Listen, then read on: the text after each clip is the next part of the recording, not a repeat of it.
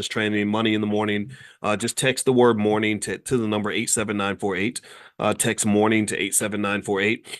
And also, I mentioned to you all that I created something new to go with money in the morning, and I call it money in a minute. And it's basically bite-sized financial lessons that you can get delivered directly to your cell phone every single morning, so that you can learn specific topics like stock options or whatever it is that you want to learn. And so the first money in a minute sequence is in the area of stock options. So if you'd like to sign up, the lifetime access fee is $2.99. But those of you that are in class can actually get lifetime access for 35% off. So I want to say it's maybe $230 or something. And you can share it with your whole family if you want to. So feel free to sign up. If you want to sign up, text the word Miami, Miami. That's money in a minute. So text the word Miami to the number 87948, and you can get access to money in a minute. And so what will happen is within 24 hours, you will start getting messages delivered to you that have 90-second videos that will give you some new concept within the area of stock options that you can watch each day that will make you stronger in that area. So feel free to take a look at that. All right. So anyway, I hope everybody's doing well. Let me know how your stock portfolios are doing. I hope that you're making an insane amount of money. I want you to be filthy, filthy rich. And what I'm going to do is I'm going to sort of break down what I'm seeing in the market, what I'm doing with my own portfolio. And also, as we go along, I'll let you know about a stock that I plan to purchase that I'm just going to add to my portfolio that you can consider or take a look at if that is of interest to you. All right, so let's see who's in here. Give me a second here. I got all these screens up. I see you, Angela McKinney. Good morning, ma'am. And let's see who else is in here. I see. Let me hit the chat button so I can see everybody that's here. Elaine Johnson. Let's see. James Keller. Good morning, James from Philadelphia. Natasha, I love your beginners training to investing. It was so helpful, and I'm sharing it with family and friends. Yeah, absolutely. We did. I don't know if you're referring to the training we did on how to invest in the stock market. But everything, is each one teach one in the Black Business School. We do our financial education like soul food. This is like financial soul food, except it's healthy and won't kill you or give you diabetes or nothing. And basically, we want you to share it just like you would food, because knowledge is food. There's nothing better I can do for a loved one, I think, than to help them to become financially secure, to avoid all of the problems that we run into when we have to deal with financial stress, financial anxiety. I know people who've been killed for $50, So to me, if somebody needs killing, you shouldn't kill them for $50. Make it at least 5,000 or something. I mean, I'm playing. Don't kill nobody. Don't go kill nobody. But seriously though, when you when you talk about economic desperation, you can see scenarios where people do desperate things because of money. And I just don't think that that should be our story. I don't think that has to be our narrative, right? Long term or short term. All right. So what I'm going to do is I'm going to pop in and look at some of your questions. And if you have a question, I only ask that you kind of keep it kind of tight and condensed so I can make sure I answer as many questions as possible. And then also in a second, I'll talk about the stock that I like for today that you could take a look at if you'd like. And also, let's see here, what else? Oh, and also if you're in the Black Stock Market program, you can log in, and I have a new set of stocks that I picked this week under what Dr. Boyce is buying. So for those of you that are in Prime or in the Black Stock Market program, the Prime members have free access as well. You can look it up there as well. All right. So in those who want to join Prime, where we generate income from selling stock options, feel free to go to drboyceprime.com. That's drboyceprime.com. All right. So let's see. I'm hopping in. I'm going to start answering questions here. All right. So the first question I see. Oh, there is no first question. Okay. So put your question in the Q&A section. That way I can see it. I thought I saw the chat and I thought those were a bunch of questions. Okay. So what I'll do is I'll start in the chat and then I'll work to the Q&A. So if you have a question, put your question inside the Q&A section so I'll see it.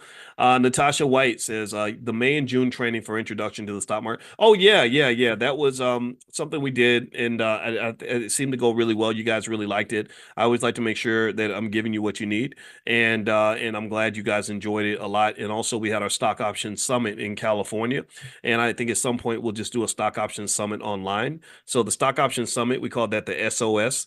Well, maybe the stock options summit online can be called the SOSO, the SOSO, right? So we're going to do it, not a SUSU, we're going to do a SOSO, where we're going to do some sort of stock options summit online where we'll spend the whole weekend going from A to Z with stock options. I'll talk you through it. I'll pull out the slides. We'll take a field trip. I'll break it down for you. And you know me, I always have the analogies and stuff because I think money is connected to life, and I want your regular life to help you understand your economics because they kind of go hand in hand.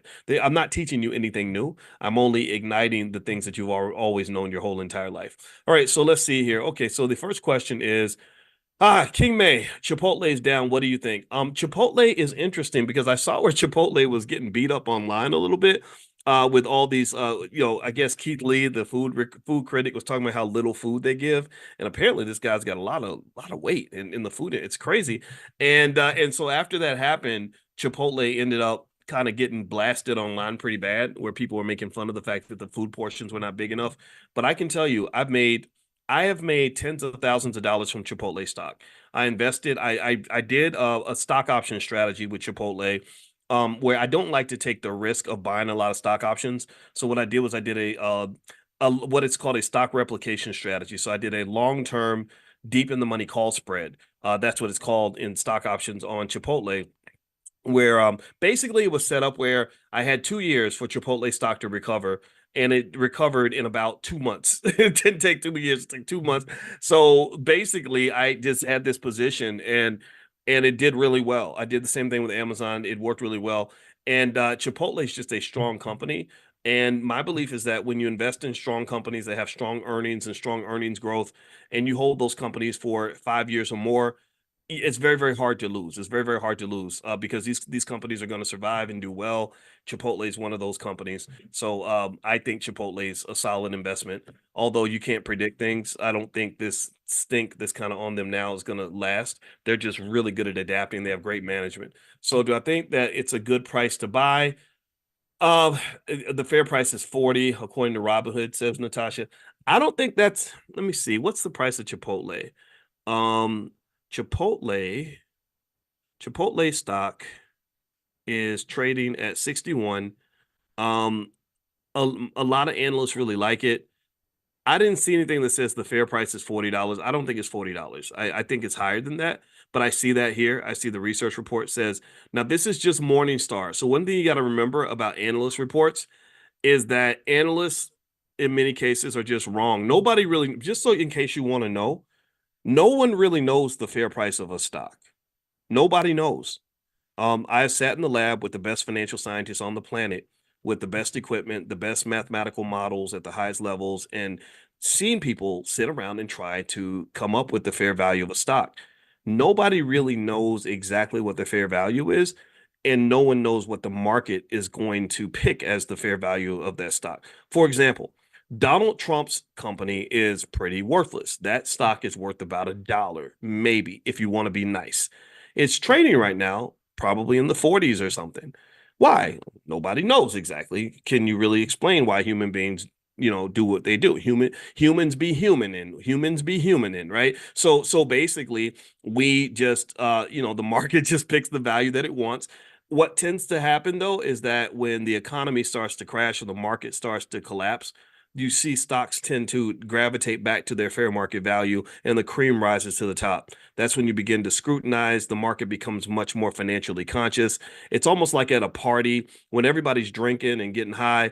Nobody's really paying attention to what's going on. Everybody's doing whatever they want to do. But after the party, when the police have arrived and the drugs have worn off, everyone's suddenly extremely aware of every little detail of their lives. And that's what a market crash, that's the visual I get when I see a stock market crash. The market becomes sober. So right now, with the market doing so well, the market's a little financially drunk. There are some stocks in there that are a little overpriced. The AI stocks are at the biggest risk of overpricing, although nobody knows for sure because everyone knows that AI is going to be this big, gigantic economic boom. That's no secret. That's no secret. Everyone knows AI is going to be a massive. What you don't know is you don't know who the winners are going to be in this new industry. You also don't know exactly how massive it's going to be. You may think it's going to be mega massive, and it may not be mega massive. It may just be massive without the mega, right? Which would be a disappointment, which could lead to a correction, which feels like a crash. So effectively, you just don't know. So a lot of market growth has been collapsed into these magnificent seven stocks, the big tech stocks, the Nvidias, Apples, Microsoft, stuff like that. And there is a school of thought that says that it's at some point it's going to have to spread out.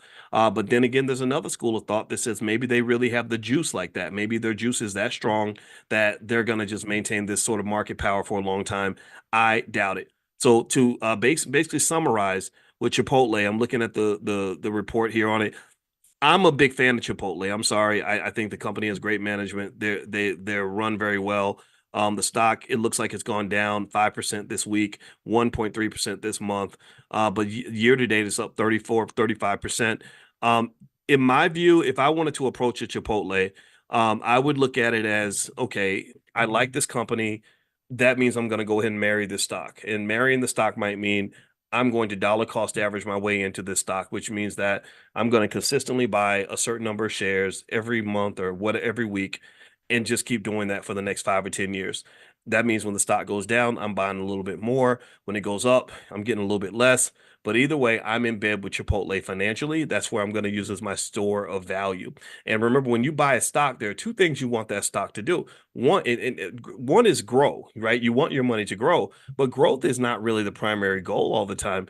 The primary goal is protecting your money, protecting your wealth, not collapsing.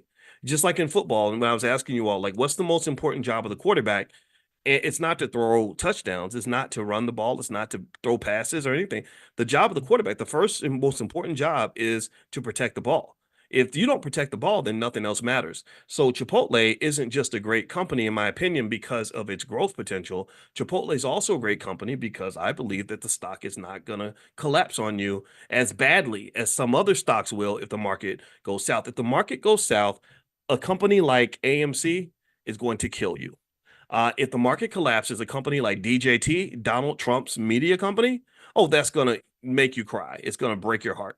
But Chipotle, it's going to be pretty solid, I think. I mean, it could drop. Don't get me wrong. Any stock can drop, but it's probably going to make a comeback, and it's going to maintain a lot of fundamental value. Like there's a lot of meat on them bones, if you know what I mean.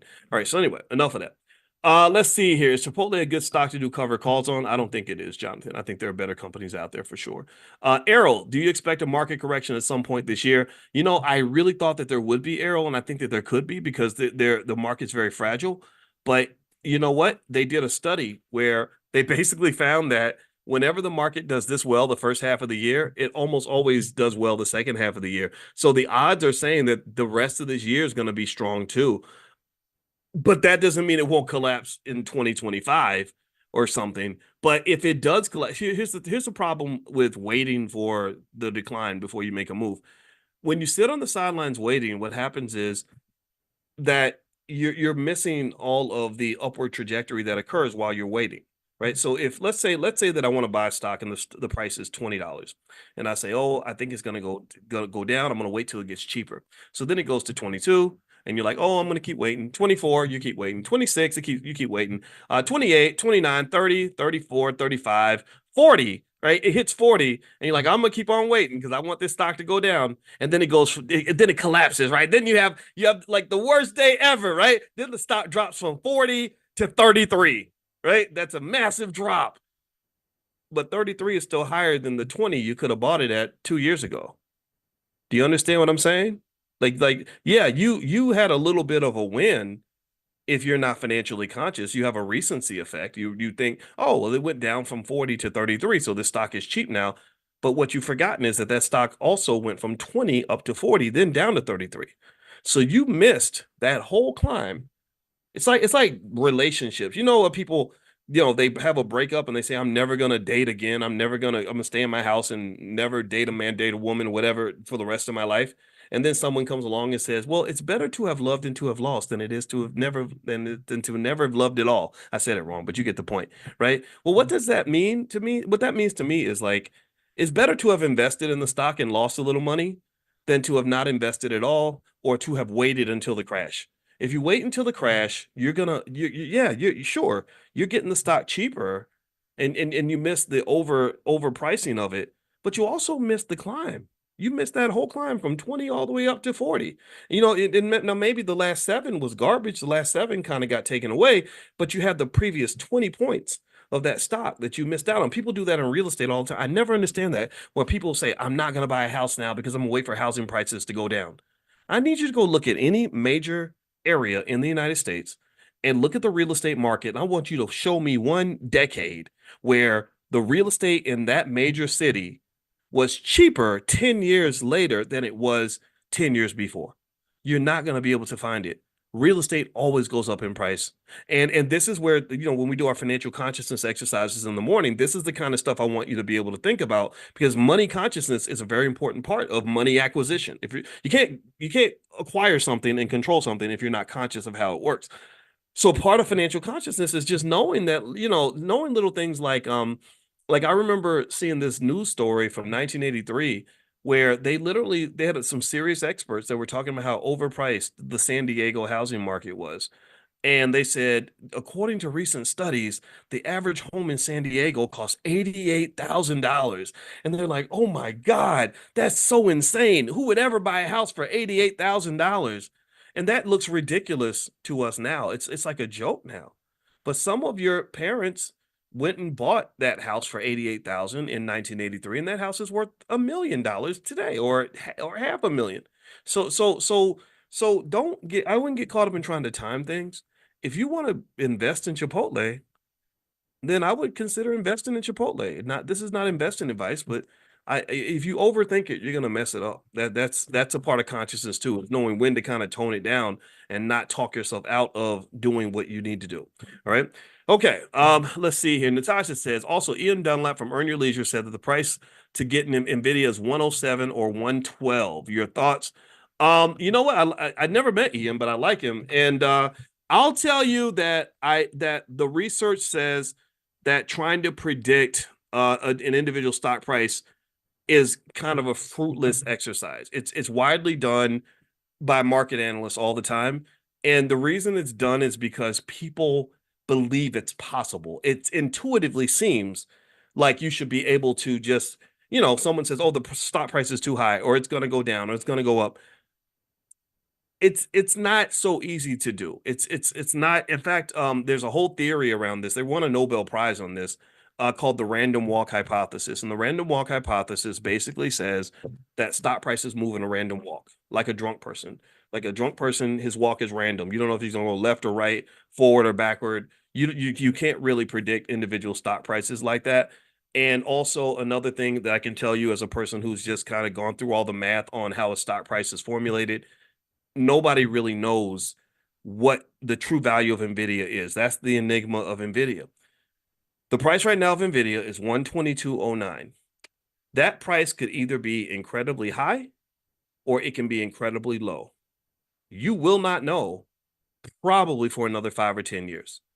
Just like right now in 2024, we could look at prices in 2016. We could look at Apple and we could say, holy crap, in 2016, what was Apple trading in 2016? Let me see here. Apple, let's look up the history of Apple stock. Let's go on a little digital field trip here. Okay, Apple stock.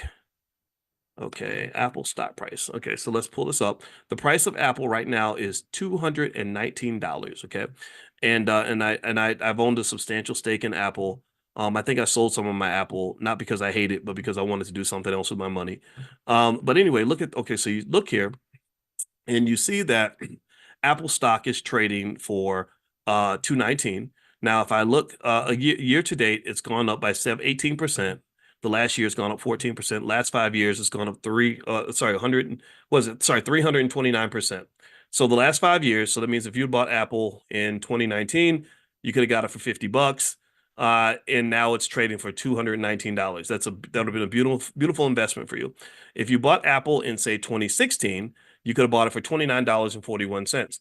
Now, here's what I want you to understand from a financial consciousness standpoint. Let's move up right here. Let's look at September 21st, 2018. Apple stock was trading for $54.42. Give me a yes if you can see this chart. Let me know if you can see this on the screen. Can y'all see my screen? Give me a quick yes so I can just know that this is visible for you guys. Hold on, give me a second. I'm trying to look at the chat. Just a minute. Okay, all right. Thank you, Claudia and Angela. I see you in there. All right. So here, if you go right here to 2018, September 21st, that price is $54.42. Now, I want you to imagine yourself living in the year 2018. It wasn't that long ago. For a lot of you, it felt like yesterday. At this point, I guarantee you that there were analysts that were looking at the price right here because you hit what they call a local maximum. That's what they call it in mathematics. It's a local maximum that is of limited perspective. I bet you there were people who said, okay, Apple's overpriced. You need to sell Apple because Apple is too high. Now, and why would they think that? Well, I don't know. Let's see. The stock is at $55 or $55 a share. And if you went back, say 5 years, it was trading at 15. So they're thinking, oh my God, this stock went from 15 to 55. Holy crap, it's overpriced. It's time to sell. So let's say, for example, that they, did sell. So here you notice that the stock goes from 54, and then in 2019, it drops down to 38. So that makes you feel redeemed. Like, haha, I'm so smart. Look at me. I sold my Apple stock before the price went down. I'm a genius. I'm a financial genius, right? This is these are the financial geniuses that you find all over the internet. There were financial geniuses all over the internet who said, "Ha ha! I told you. I told you that you should have sold your Apple. Look at it now. Look at Apple now." Well, I call some of these geniuses don't know what they're talking about, to be honest with you. Because if you have the right perspective, you understand that the first step to true knowledge, in my opinion, is to know how little you actually know. The first step to knowing anything, in my opinion, is that you must acknowledge that there are some things that you just don't know. You don't really know shit. You think you know everything, but you don't know shit. So I'm a professor. I have more education than 99% of all people, but I never walk into a room assuming I'm the smartest guy in the room, because the first thing I'm thinking about is how little I know, not how much I know. So here's the deal. You don't know nothing because you're looking at January 2019, like that's the be all end all. That's not the end of the story for Apple stock. In 2019, they might have thought it was an important part of the story, but no, it's a microcosm of a much bigger story. And the best was yet to come. If you look at Apple since January 2019, look at what this stock has done. Look at this stock. This sucker's up to 219. And every time it hit a local maximum and people thought that this was it, the stock has no more left to give, it kept going up. There are 1,000 different companies I can show you that have the same sort of history. So what I want to really encourage you to do is stop trying to know the unknowable. Stop trying to know things that you can't know. You can't know what the future holds. Let me just tell you, the biggest factors that impact stock prices are things like information, time, risk, various factors like that. And in fact, when I say the words information, time, and risk, you don't understand that my brain goes 30 years deep in each of those areas. When you say time, I literally go into a trans like meditative state, because I've thought about time from so many different angles and perspectives, mathematically, theoretically, philosophically, all that, right? Same thing is true with information. Information is one of the most important variables in the financial universe. That's why information is so closely guarded in financial markets. That's why Martha Stewart is doing TV shows with Snoop Dogg, because she went to prison because she had access to information she was not supposed to have, because information is money, right? This is why, as I believe, as Black people, we should have as much information as possible. Same thing is true with risk. Risk is interesting because with risk is a very complex idea. You know what it means to be in a risky situation. A lot of you know that. My wife talks about in the 90s when she went to a Tupac party in Vegas, and she walked in and she saw girls with mini skirts and being dragged into the VIP room and all that. And she said, I got to get out of here because I'm feeling a little risky in here. This does not feel like a safe space for me. So she wouldn't beg for her money back. It was her last $20, and the bouncer gave her $20 back, even though they have a no refund policy. So she felt the risk in the room, right? So we know what risk is. But risk is very, very deep. Risk is like the boogeyman, where you have the things that you know, the things you don't know, and then you have the things you don't know you don't know. So you have the risk that you're aware of, but then there's a universe of risks that you can't see because it has not presented itself yet. These are called black swan events. So the risk that I see in the stock market right now are the numerous infinite number of black swan events that might present themselves and suddenly become the thing to think about when it comes to stock prices. Like, for example, how many of you really thought that 2020 and 2021 would be dominated by a pandemic that would pretty much shut everything down economically? None of us thought about that in 2019, 2018. That wasn't even in our consciousness, but that was a risk factor that was always there. And just because you don't see it there doesn't mean it's not there. But also, here's the other crazy thing about risk is that just because you see it doesn't mean it's actually there. Like, we watch the local news. My mother-in-law watches the local news and she thinks that everybody's getting killed. Why? Well, because she turned on the TV and there's always somebody dying. So she thinks that she walks on the porch, something bad could happen to her. But we know that that's not the case. But here's the thing. Even risk that isn't real can have a real impact on asset prices. So even risk that is completely imaginary that affects, that's why they measure things like consumer confidence and the VIX, which is the fear index, fear gauge, stuff like that. They measure these things because they know that sometimes if you imagine something to be real, it becomes real. Right, which is crazy, right? So that spills the financial stuff into the areas of psychology and philosophy and therapy and everything else, right? So long story short, let's circle back. Let's summarize this. Stop trying to predict things you can't predict. If you like Chipotle as a company, why not add it to your portfolio? It's better than spending your money at the mall. That's how I kind of look at it. Even if the stock does not do great, you made the best decision you could based on the information you had at the time. And also, if you do things like dollar cost averaging, like if a person has simply invested, let's say $50 a week in Nike stock since 2016, you would be filthy freaking rich. That's it. Very basic. So market timing and predicting, it's more like a sport. It's not really something that has to be done for you to actually build wealth. So I hope that drawn out discussion was beneficial to you. And actually, let me give you guys the stock that I'm going to buy right now in case you're interested. It's actually a renewable energy stock called Next Era Energy, and the ticker symbol is NEE. Nancy, Erica, and it's priced at $70 per share. And Next Era Energy engages in the provision of renewable energy, operates through the following segments: FPL and NEER. The FPL segment involves the generation, transmission, distribution, and sale of electric energy in Florida. The NEER segment produces electricity from clean and renewable sources, including wind and solar. The company was founded in 1925 and headquartered in Juno Beach, Florida. And this is a stock that I'm going to purchase. So feel free to take a look at it. Again, not investment advice. The bulls are saying that this company's management, the management's long runway of capital investment opportunities support our expectation that annual earnings growth can reach the top half of management's 6 to 8% target through 2027. The company has benefited from renewable energy federal tax credits, but state renewable portfolio standards, corporate purchases, and attractive economics are also supporting renewable energy investments. So NEE is, according to bulls, they believe that this is a good investment. It's not the one that's gonna, the one stock ain't gonna get you out the hood. So make sure you're diversified. Diversification is important, but that's a stock I'm gonna look at. Not investing advice, just me sharing what I'm looking at. Okay. All right. So let me get to your questions again. All right.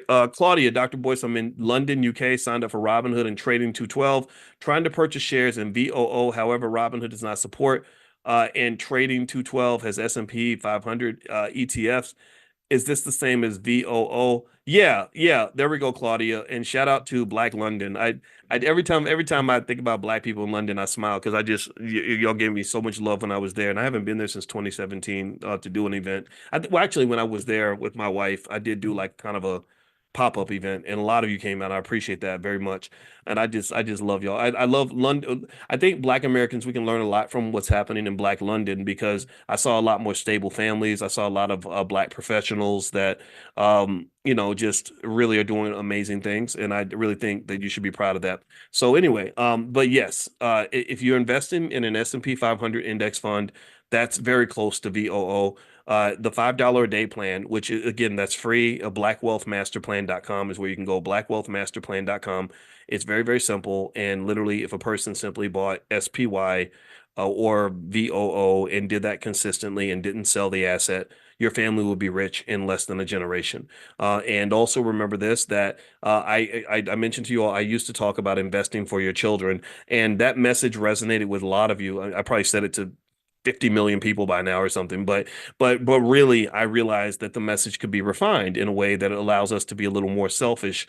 So even if you're a parent who hates your kids, then this can work for you, because remember, wealth is it's an asset. It's a thing. It's this thing that can be used to achieve certain goals and to meet certain needs, similar to like a car. And so in our household right now, our biggest dilemma is we have two cars, but we got four grown-ups in the house, or two kids who think they're grown, and then me and my wife, we really are grown-ups. And all four grown-ups want to use the two cars. Well, you know what? We share cars. When one of us isn't using the car, the other one is. And wealth is the same way. When you're investing for your children, you're really not just investing for them, you're investing for yourself. But I sat with a couple yesterday. We did a consultation, and it was a young couple. The father was 30. Well, not the father. They don't have kids yet, but the man was 33. His wife was 29. And I just, had so much fun talking to them about, the next 20 years, because I was 33 20 years ago, and I was just sharing everything I could share with him about that.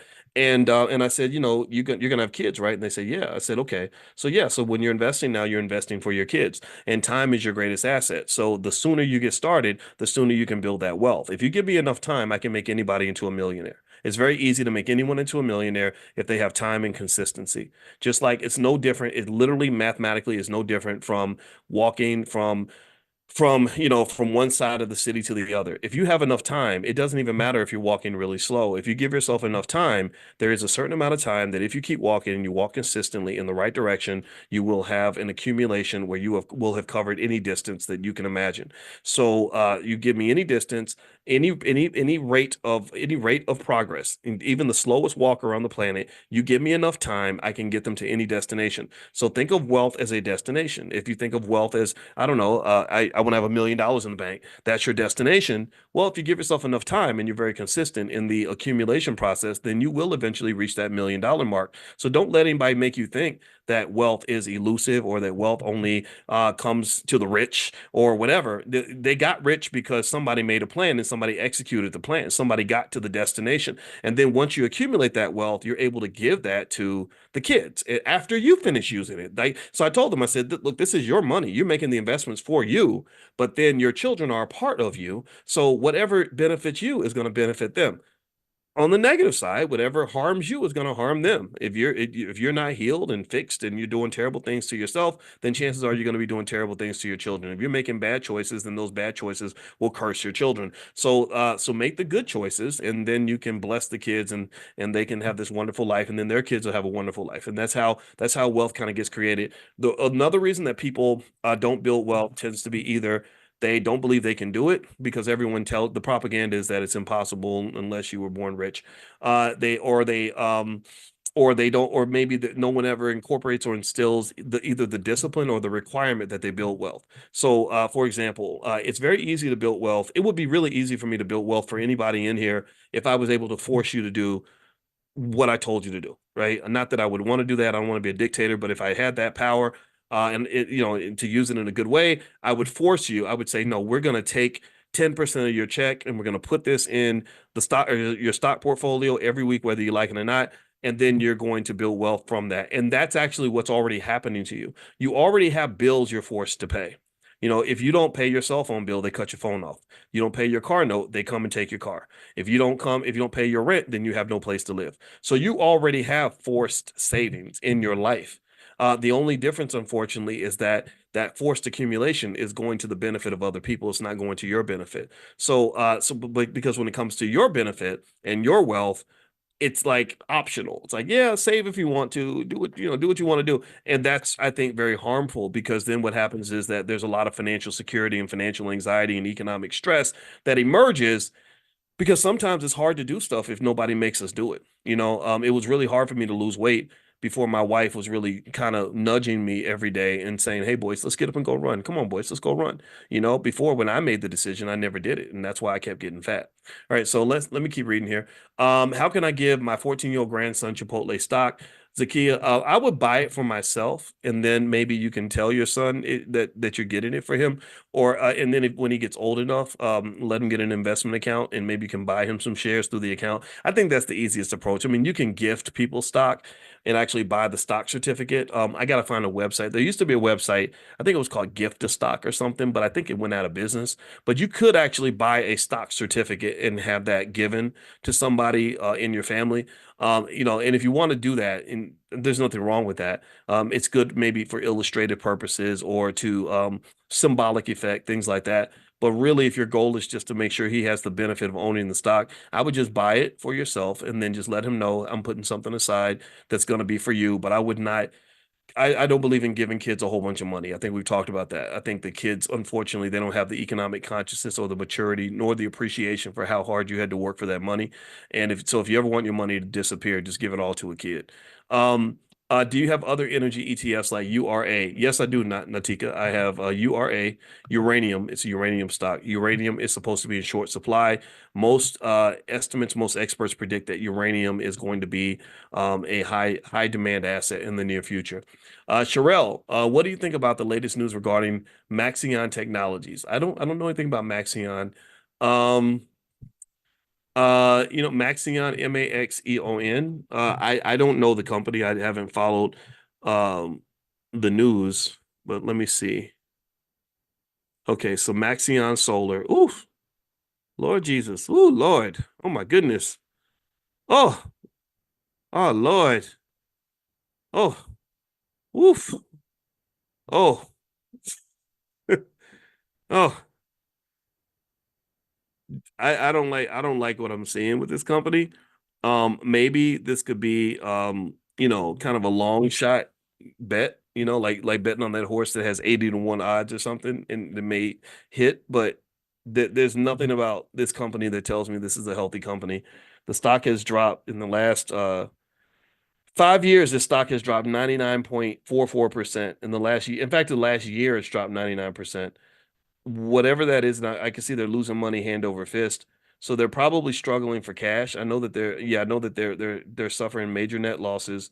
There's no indication recently that things are getting better for the company. So this company is probably in danger of bankruptcy. And so if you want it, and then they're based in Singapore and so when you talk about foreign companies that are struggling financially, that's very risky. But then again, the stock's 18 cents. So if you're in a gambling mood, maybe you buy a few shares and just maybe if it goes from 17 cents to actually while I was talking, it went from 18 cents to 17 cents. That's how bad this stock is falling, it looks like. So maybe it goes up to $1 or something and you make a bunch of money, but I wouldn't bet my retirement on that. I wouldn't put a substantial part of my portfolio in it. I would do something stupid like for fun, like maybe buy like 100 shares, which would cost like 17 or $18. I mean, it's better than going to Applebee's or something, right? Because you never know. Maybe the stock will go up. So let's see. Let's do it together. I'm gonna buy 200 shares of Maxion Technologies. It's gonna cost me $35.88. So let's see how the investment goes. So if you guys want to ask me in class one day, how did your Maxion investment go? I can tell you. Now I am a shareholder. I now officially own a percentage of Maxion Technologies, but I did not buy that stock because I think it's a great company. I just bought it just for fun because sometimes even bad companies have stock price increases, or maybe they get a buyer, or maybe somebody comes along and gives them the funding they need to survive. That can move the stock price up. But this one's on life support for sure. All right, so let's see here. Sean, can you take a look at Gush for me? I've had three and a half years. This made me a lot of money. Would you call this stock? The premium looks good. Also feels one to be married to even if I'm not making contracts. Okay, Gush. Let's look at Gush here. Okay. That's the Direxion Daily S&P Oil and Gas. Okay, so it looks like it's okay, it provides 2x daily exposure to an equal weighted index of the largest oil and gas exploration and production companies. Okay, so maybe who knows? Maybe a stock like this is good to own if you think that there's going to be tension in the Middle East or something. It looks like it's done well in the last year. It's gone about 18%. Not much. I don't think. I think it's. I don't know if it's kept up with the market though. I don't know what the market's done exactly this year, or maybe it's right at the market. When I look at the options on the stock, yeah, I mean it's not terrible for selling options. I mean, I don't hate you for it. I mean, it just means that your preference with this asset is you like a little leverage, a little extra risk. Some people like that. Some people have a high risk tolerance or risk appetite. It's like spicy food. This is a spicy stock. So, yeah, I mean, why not? It looks like it's fun to kind of mess around with. It could be considered possibly a good long-term investment, but you got to be careful. Actually, scratch that. This stock has actually gone, it says it's gone down 95% in the last 5 years, which is kind of alarming. I don't know what the story is behind all that, but I wouldn't fault you if you enjoyed owning the asset. Remember that when they have a company like this, if I say to you, like, I think that this is a bad stock, that does not mean it's a bad investment for everybody. Because think about this stock has trading volume of 387,000 shares yesterday, I believe, which, and let's see, I don't know how many outstanding shares their average volume is 491,000. So that means that there are hundreds of thousands of people who think this is a perfectly fine investment. So don't think that because I personally say, oh no, I wouldn't mess with that, that means that it's a stock no one would mess with. It's like dating. When somebody says, I don't like that guy or I don't like that girl, it doesn't mean nobody wants them. It just means that person, it doesn't see that person as a good fit. So that's the same way with stock. So if you like it, then yeah, I think there's a lot of fun you could have with that stock. 100%. Okay, so let's keep going. Next question. Let's see. Marianne says first grandbaby is the 529 the best option. I think 529 plans are great for children, grandchildren, all that stuff. A lot of y'all are grandparents. I'm a grandparent. I can't believe it's kind of weird, right?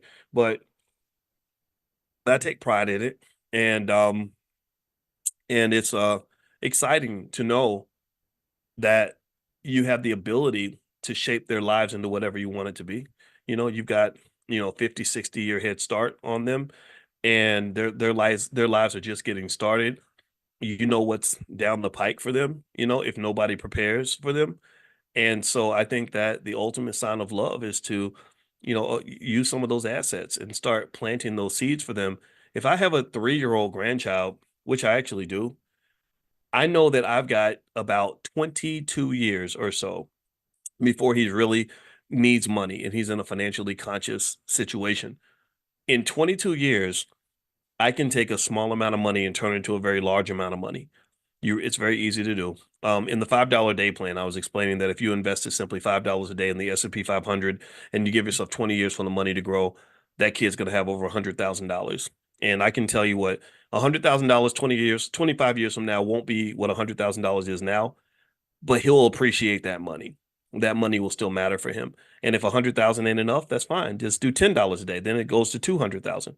Or maybe you do $20, maybe, or sorry, yeah, $20 a day, which makes it into 400,000. I bet $400,000 will be a lot of money in the year 2045. And the thing about it is, what's really sad is that there are millions of kids where nobody's doing that for them. Nobody's nobody's even thinking about the future because people can't think about the future. People are not very conscious. They're not imagining what life will be like in 2040 and 2050. I think about that all the time. I always do. And a lot of people just don't think about it. And then it gets here and then your kids are in the mud just like you were. They're struggling financially. They're all stressed out. It's only going to get worse. Inflation ain't never going away. Inflation does benefit the elite and it benefits those who own assets. That's why they'll never stop inflation because with inflation, they use inflation as an indicator of a growing economy. And so when they have a strong economy, it tends to boost inflation, and inflation is typically hand in hand with a strong economy. And the problem is that it's very strange because it's like we'll see the inflation and we'll say, "Wow, the economy's really taken off." And so we got to watch the inflation, but we know inflation tends to go hand in hand with a booming economy.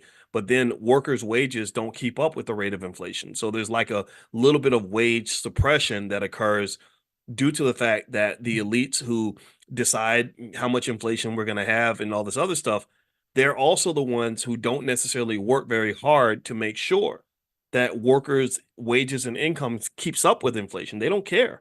They just say, hey, you know what? If you don't want to take the job for $20 an hour, we'll find a we'll bring in some Mexicans that'll do it at that price. That's the logic. So to me, the ultimate form of economic protection for yourself and your family is to invest in stocks and things like that, and stocks and real estate mostly, so that your wealth will keep up with the rate of inflation and will keep up with where the elites put their money. Congressmen, and I told you I don't like politicians that much because they're just a bunch of selfish bastards who do what's best for themselves. So I don't ask politicians to do what's best for me because I don't think they're going to do what's best for me unless it's already the best thing for themselves. What I do is say, okay, what are they doing? Where are they putting their money? Where are their economic interests? I'm going to get on the same boat as you because I know that you won't sink a boat that you're on, you selfish bastard.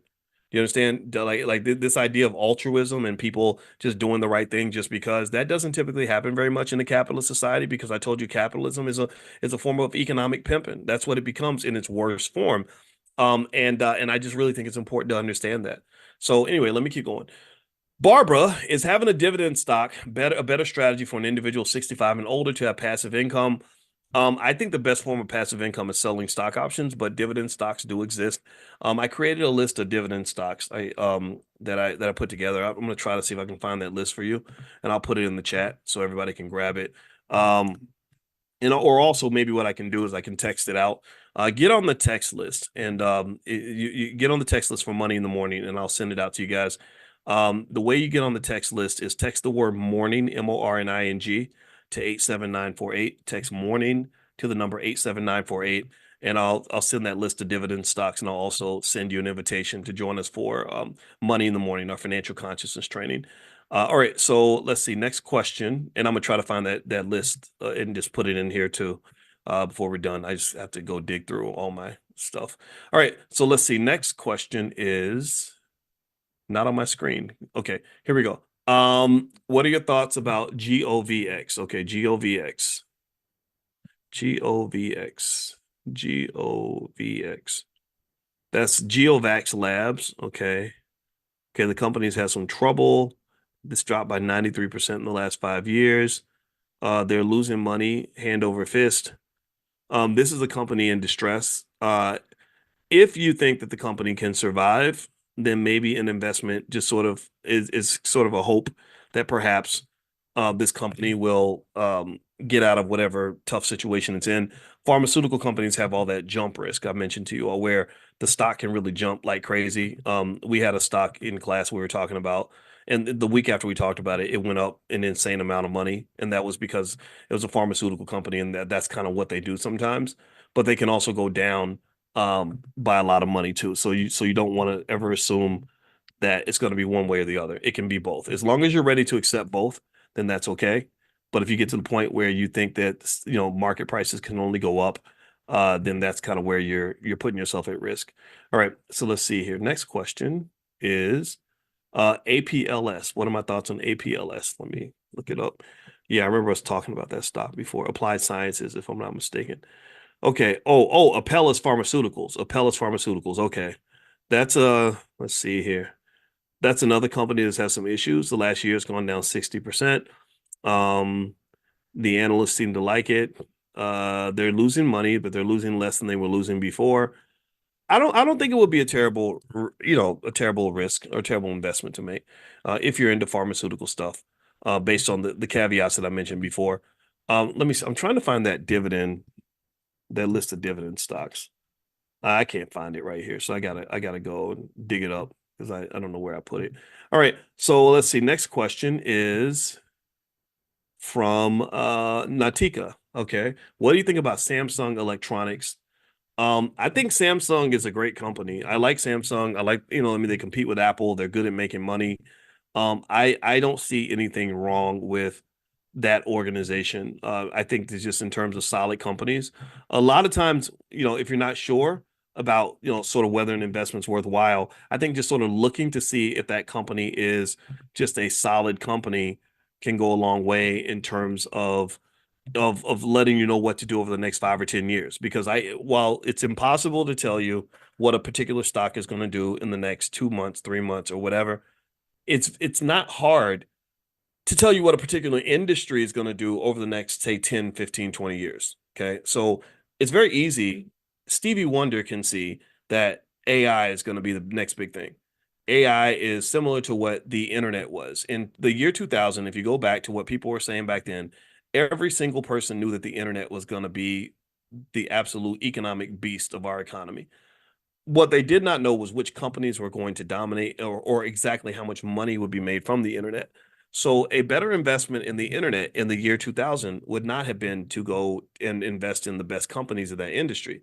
The best investment would have been some sort of fund that will allow you to be exposed to all the different companies that are the dot coms and the internet companies and things like that. And then maybe adjusting through time. So as Facebook comes along and some of these other, and Google starts to grow, maybe dollar cost averaging is having creating a diversified portfolio of stocks that are all connected to the internet. Do you see? Like, so you spread your money out. That way you're able to still take advantage of the industry, adjust to the changes that are occurring, and be a part of it without betting all of your money on one horse. I don't think that's a good move. Now, I did find that list of dividend stocks. So what I'm gonna do is I'm gonna put it here in the chat. If you guys want to take a look at it, I jokingly called it my list of dividend monsters. So when you get to the page, you're going to literally see a bunch of little monsters, little financial monsters sitting at a table because I'm just goofy like that. In case you don't know, I do have a really goofy side. Like I surprise people sometimes because they come to my YouTube channel and I love to play video games sometimes.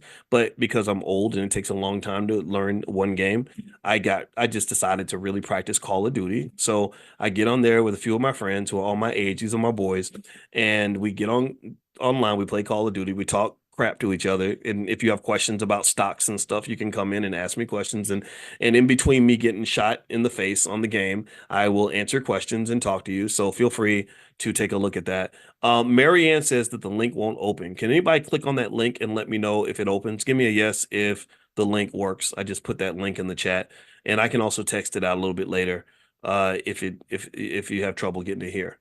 Give me a yes if you're able to see the link. Okay, Josephine says yes. Okay. Josephine, you always come through. All right, who else? Ryan. Okay, Ryan says yes. Okay, so Marianne, you may want to try a different browser. That may be the issue there. All right. Let's see here. Okay, so how do you know when to sell off a stock? I think you mentioned you sold off some of your Apple stock. Okay, so here are some of the reasons that you might sell a stock. One reason that isn't always the best reason, in my opinion, is that you know that it's going to go down because nobody knows it's going to go down. Remember, when Apple was trading at $38 a share, a lot of people sold because they thought it had hit its peak. Or actually, it was 54, and then it went down to 38.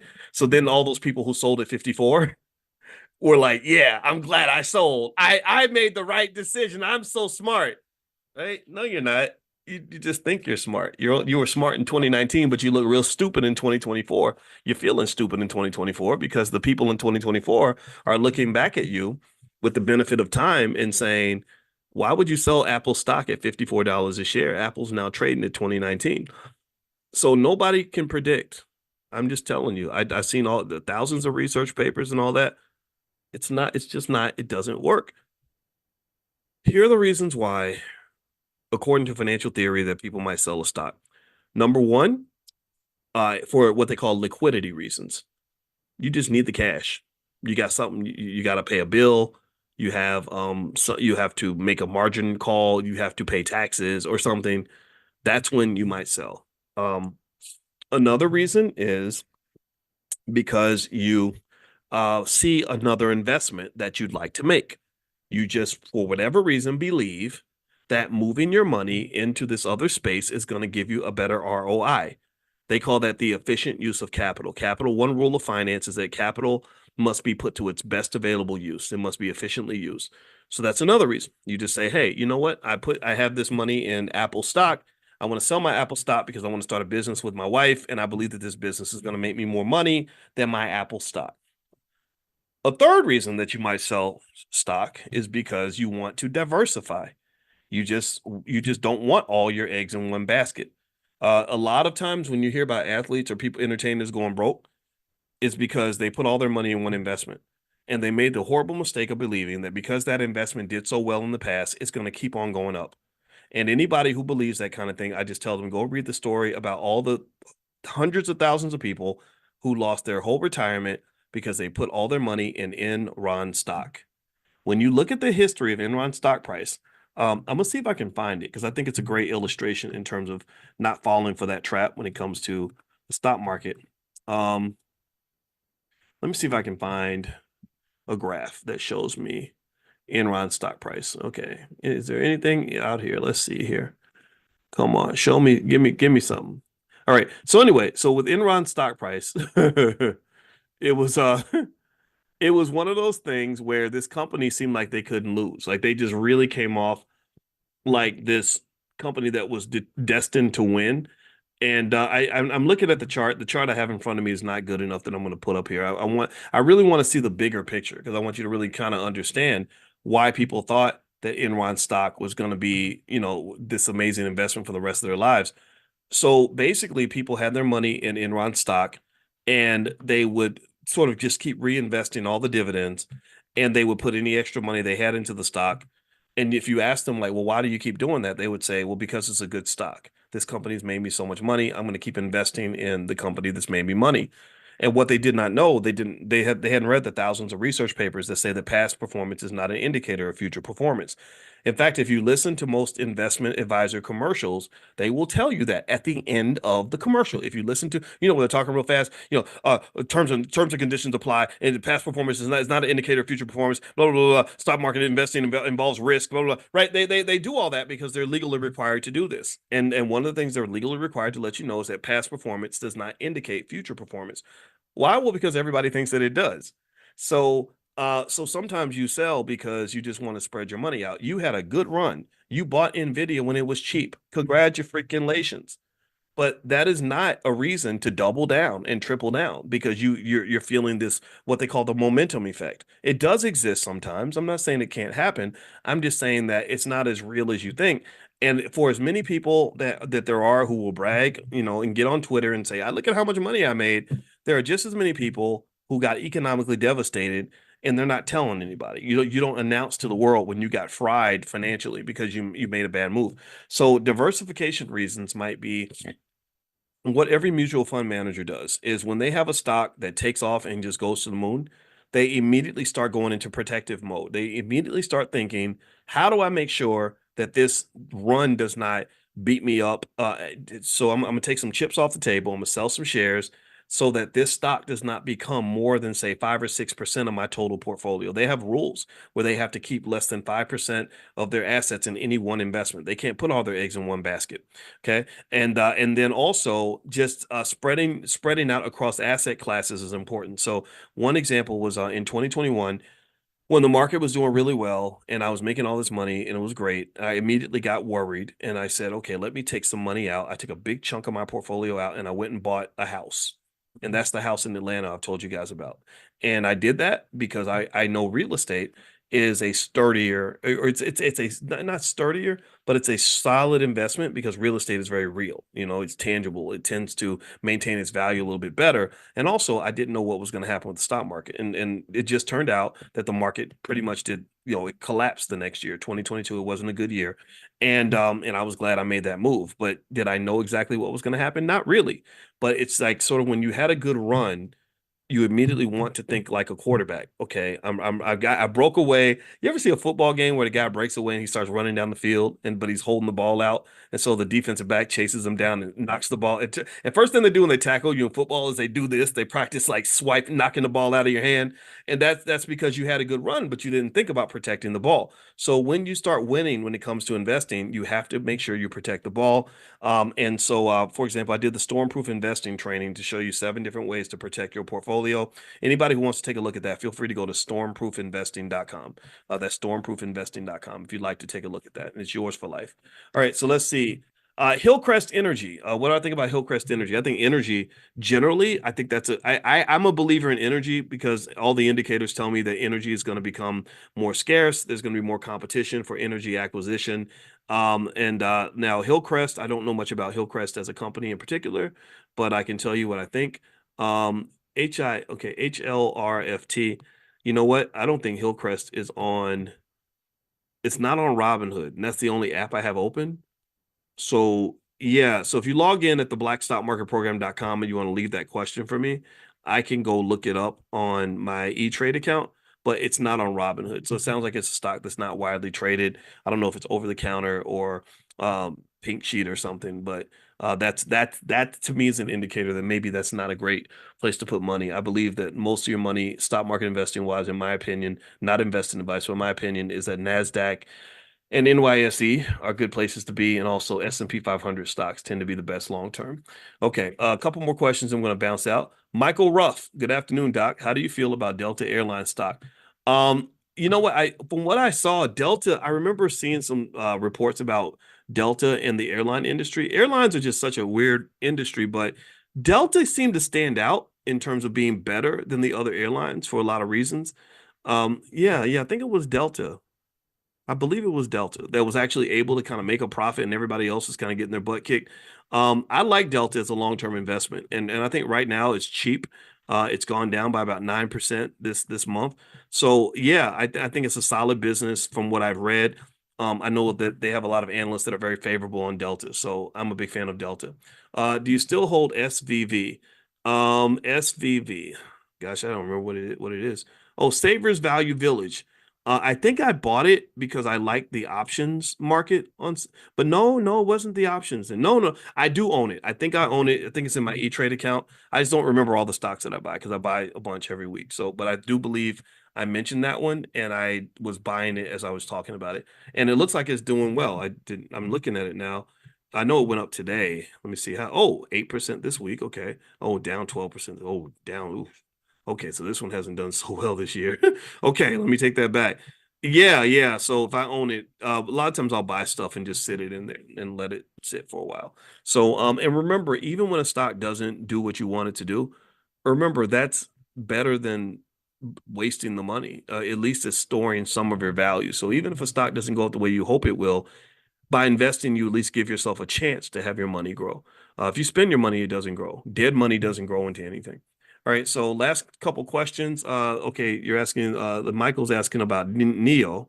So let's look at Neo. Um, I like Neo as a company. I think that it seems like they're struggling as a stock. I think Neo is very risky. That's one thing I can say about Neo. It looks like, yeah, and the whole EV market in the US is really having some trouble. So if you believe that Americans eventually are going to come around when it comes to EVs, then maybe Neo is a good place to put money because Neo will eventually emerge once the sentiment toward EVs improves. But it's very risky because the EV market is changing. China's kind of exuding their dominance over it. And a lot of Americans don't want electric vehicles, they want hybrid vehicles. But at the same time, I saw a story about robo taxis. I actually covered it on my Spotify podcast. It's called Dr. Boyce Daily Stock Market. So feel free to look that up. And I actually did a short little segment on it. Oh, everything's like 60 seconds. And basically, the robo taxis are in San Francisco and they're being used like regularly. Like you can go to San Francisco and get a robo taxi. I think that's going to be nationwide. I think eventually, nationwide, you're going to have driverless cars everywhere. The trucking industry will benefit tremendously once we get over our fear of driverless vehicles. Because even though driverless cars can have accidents, they have far fewer accidents than human drivers. Human drivers are the ones you should be scared of because they're the ones who are texting on their phones and going to sleep and, what are not paying attention. Driverless cars have so few accidents that when it does happen, it becomes national news. Like, what if it was national news every time a human had a car accident?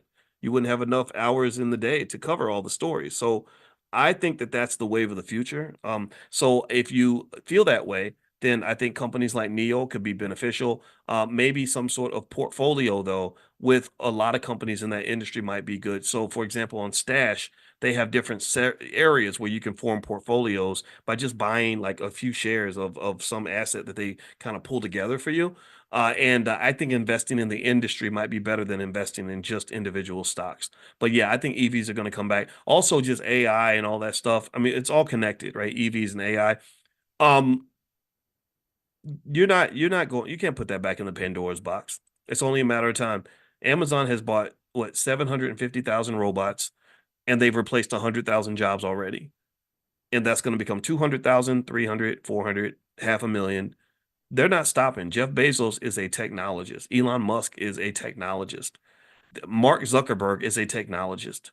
These guys and their teams are on top of AI, and they're going to use AI every chance they get because all these men, every single one of these men, has been accused of workers' rights violations in one form or another. You know, Zuckerberg has been accused of misusing people's data, mistreating workers, and all this other stuff. Elon Musk is just a big old prick. He don't even like black people. He's a apartheid South African guy and who's all up into technology and AI. He fired 75% of the workers at Twitter when he took Twitter over. And then Jeff Bezos has been accused of abusing Amazon workers, where they say that they have to work so hard they don't have time to go to the bathroom. Remember that where the truckers were saying they had to pee in a bottle and all that stuff. They don't want to deal with all that. You know, these wealthy industrialists want to use robots and they want AI as soon as it's available, and the government is not going to stop them. If you notice, all of these people, almost all of them, I don't think Bezos was, but all these people were like brought before Congress and they had all these big hearings and nothing happened after the hearings. It was just like, okay, let's do the dog and pony show. Let's pretend like we're being tough on them. And then let's let them go do whatever they want. They didn't do anything. There was no follow-up to that. And then also, what's interesting from a political standpoint is that what one political dynamic, just as a side note, that's actually happening that was really surprising to me is that Silicon Valley is actually embracing Donald Trump now, which is very surprising because before Silicon Valley was known to be very liberal and they've actually leaned right. And the reason they're leaning right is because Trump has pretty much said, I'm not really going to regulate you. I'm not going to push antitrust violations on you or anything like that. So they're going to go gangbusters. They're not going to be stopped. So the AI thing is here. I encourage you to learn it, invest in it, all this stuff, connect to it because that's not going to back up. It's only going to get stronger every year or every month, literally. And in fact, actually, I put together a list of AI stocks if you want to take a look. If you text the word stock to 87948, then you can get the list sent to you. A lot of you may already be on that list, but text the word stock to 87948. And also, as a companion to Money in the Morning, we're doing something called Money in a Minute, where every single day I send you a 90-second training on some topic related to stock options each morning to kind of help you learn it within the flow of your day. So if you're interested in that, just text the word Miami to 87948. Miami stands for Money in a Minute. So that's something that we're testing out in the Black Business School to make financial literacy more of a part of our daily flow. Like I want you thinking about this stuff every single day. That's how you become a financial expert, financial genius. All right. Last quick question. How do you feel about Boeing and Roblox? I don't like Boeing. God, Lord Jesus. They're just the problem with Boeing to me is, in a normal world, let me look at Boeing stock. Okay, so Boeing stock in the last 3 months has gone down just only 2%. It's gone down 28% this year, 12% in the last year, 50% in the last 5 years. Um, all that would normally say that this stock is undervalued, possibly, that maybe the market just can't appreciate a great, airline production company. But Roblox, I'm sorry, I got Roblox in front of me. Boeing is so bad that they're almost acting like criminals right now. Like they're literally talking about prosecuting people because they're so bad at what they do. The only thing that's really kept Boeing in business to this point, in my opinion, is that they don't have anybody else that can do some of the jobs that they do. But I literally fear for those astronauts that were on a Boeing rocket ship going to the space station. I said, man, whatever they're doing, their culture is so bad. There's something wrong with Boeing.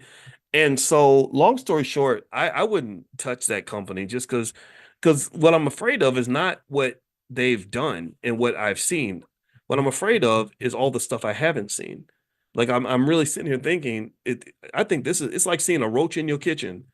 If you see the roach in your kitchen, you know there's not one roach in your kitchen. You know that. Anybody, I don't know if anybody else had roaches in the house. If you didn't, then good for you. You were privileged. Roaches were like siblings to me. I had no fear of roaches. You just flick them off the sandwich and you keep on eating. And so if you come in the kitchen and you see one or two roaches in your kitchen, you know that ain't those are not the only two roaches, right? You kill the first two, you've got a whole family up in there somewhere that you got to find. So I feel like with Boeing, no, I feel like we've only seen two roaches in the kitchen. That's my point. So that's why I would not want to invest in Boeing stock because that information is the biggest driver of a stock price. So information is not just what you know, it's also what you don't know. And then it's also what you don't know. And so with Boeing, what we don't know is massive. What we do know is horrible. What we don't know is Probably pretty massive. And what we don't know could be even worse than that. So I would not put my money there. Roblox, eh, you know, it hasn't done so well over the last 5 years, that's for sure. Um, the analysts kind of like it. I know that kids love it. Let me see. I know kids love Roblox in general, so it's kind of like this thing that looks like it's the wave of the future. It looks to me when I'm looking at the story here, that well, there's not much of a story here, so they're not telling me much. Um,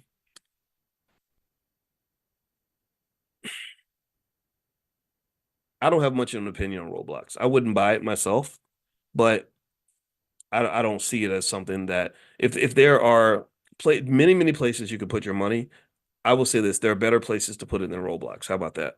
There are so many other companies that are better industries, have better management, where there's much more certainty.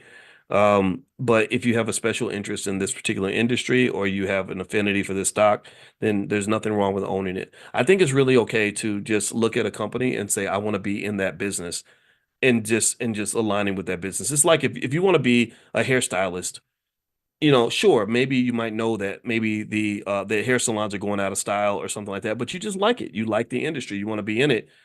I think that's okay to invest in something because you like it. I really do. I don't think everything has to be about the money all the time. You don't want to put your money in places where you're going to lose money. But remember, one thing about stock prices is really important. When I was explaining to you all the random walk thing, how nobody can predict what a stock price is going to do. Well, one other thing about stock prices is that the price that you see is the right price at that time. The price that you see is the right price at that time. It's like when I think about my dating life, for example, and you might go back 20 years and say, "Boys, why were you dating this other person instead of dating your wife?" Well, because that was the right choice at the right time. I didn't know that I was going to be married to my wife. I didn't know who was going to be my wife. I just made the right choice, which felt right at the right time. Right. So basically, stock prices are the same way. If you ask me, do I think that Roblox is undervalued? The stock is lower. Do I think it's undervalued? I could speculate on that, but I'm speculating on nonsense. I'm speculating on something I don't know. Because remember, information is like you could think of information flow like a door.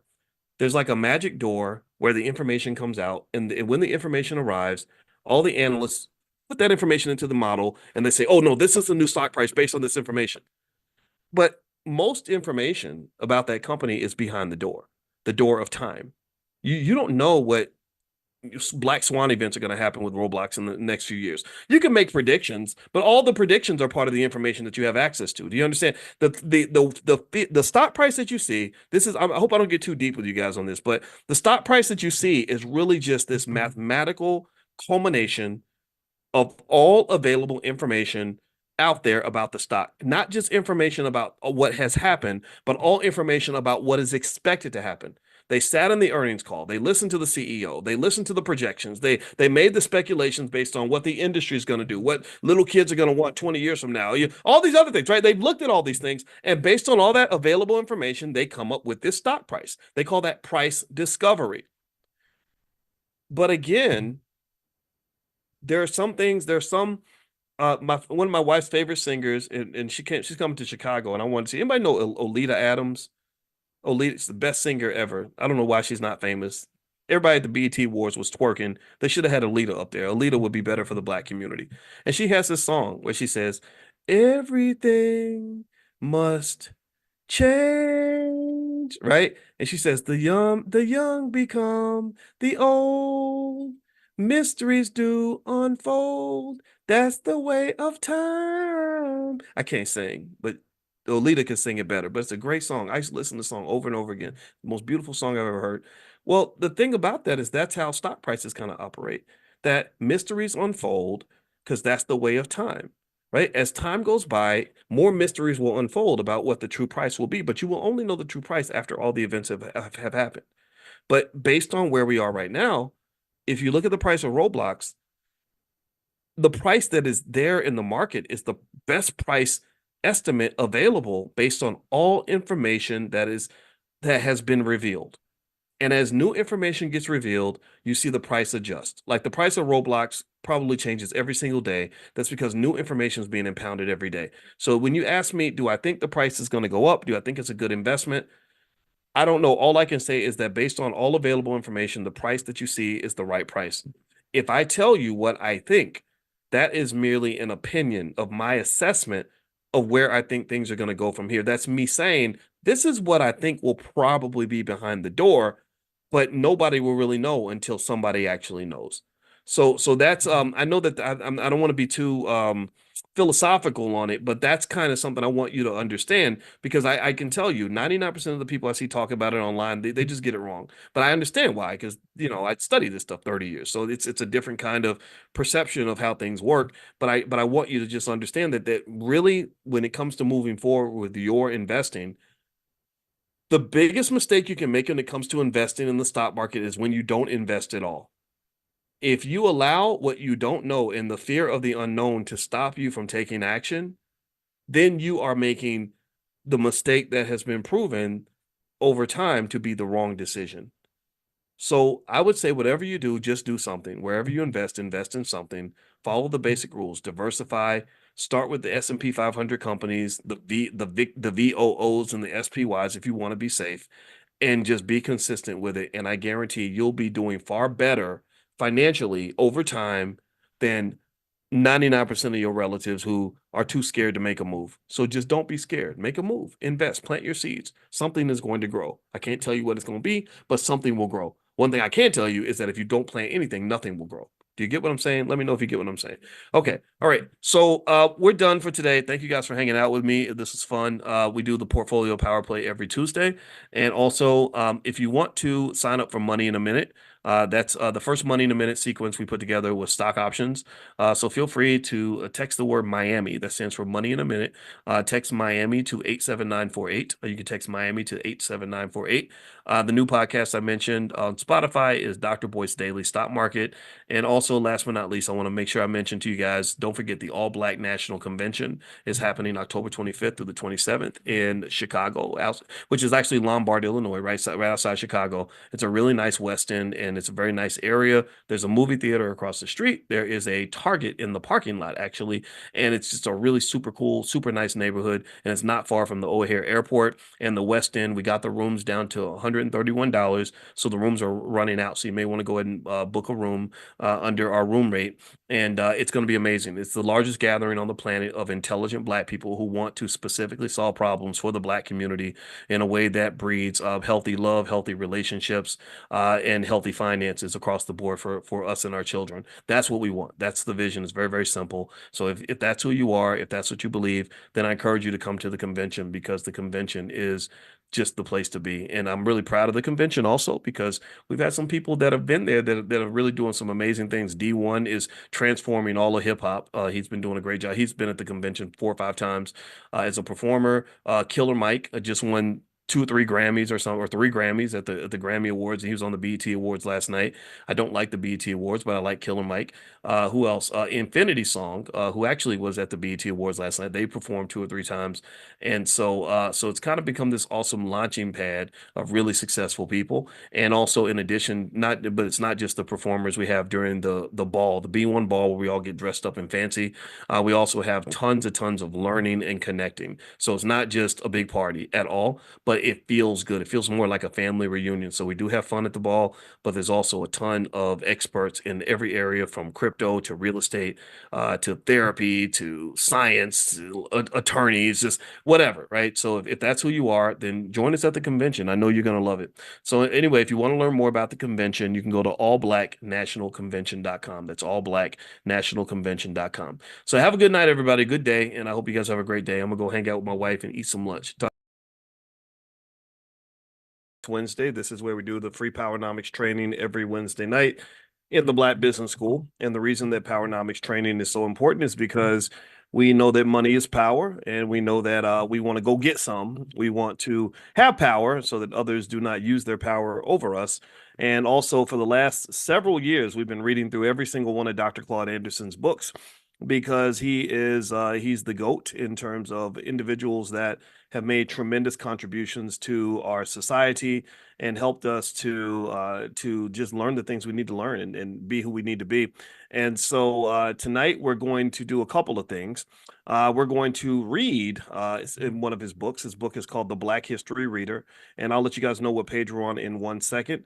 And also, another thing we're going to do is we're going to talk about a little bit of a current event that I just saw that I thought would be worth analyzing, exploring, and breaking down. Because you know what I do? I do the Dr. Boyce Breakdown. In fact, I have a podcast on Spotify called the Dr. Boyce Breakdown, and literally there's stuff up there every single day. So if you have Spotify on your phone, and you support independent Black media, we would love to have your back. We would love to have you subscribe. And so feel free to look me up on Spotify, look up the Dr. Boyce Breakdown, or the other podcast I have called Dr. Boyce Daily Stock Market. All right, so let me see who's in here. I want to say hi to some of y'all before we jump right into it. Hey, Lori Eubanks, I see you, Lori. Good to see you today. Thank you so much for coming in. Let's see. I see. I saw Karen. Oh, Kendall and Karen from New York. Good to see you. All right, I love this. Bed-Stuy. Rodney Ward, San Francisco. Let's see. Landetz T. Jones. Is that right? I probably said it wrong, but good to see you. Sacramento in the house. I love Black Sacramento. I did an event in Sacramento about 7 years ago, and I never forgot how amazing that city was and just how awesome the Black folks were in Sacramento. DMV I see Rev Joe. That's all I see of your name. I don't see the rest there. Akila Hooker. Good to see you, Akila. Taquana Logan from East Rancho Dominguez, California.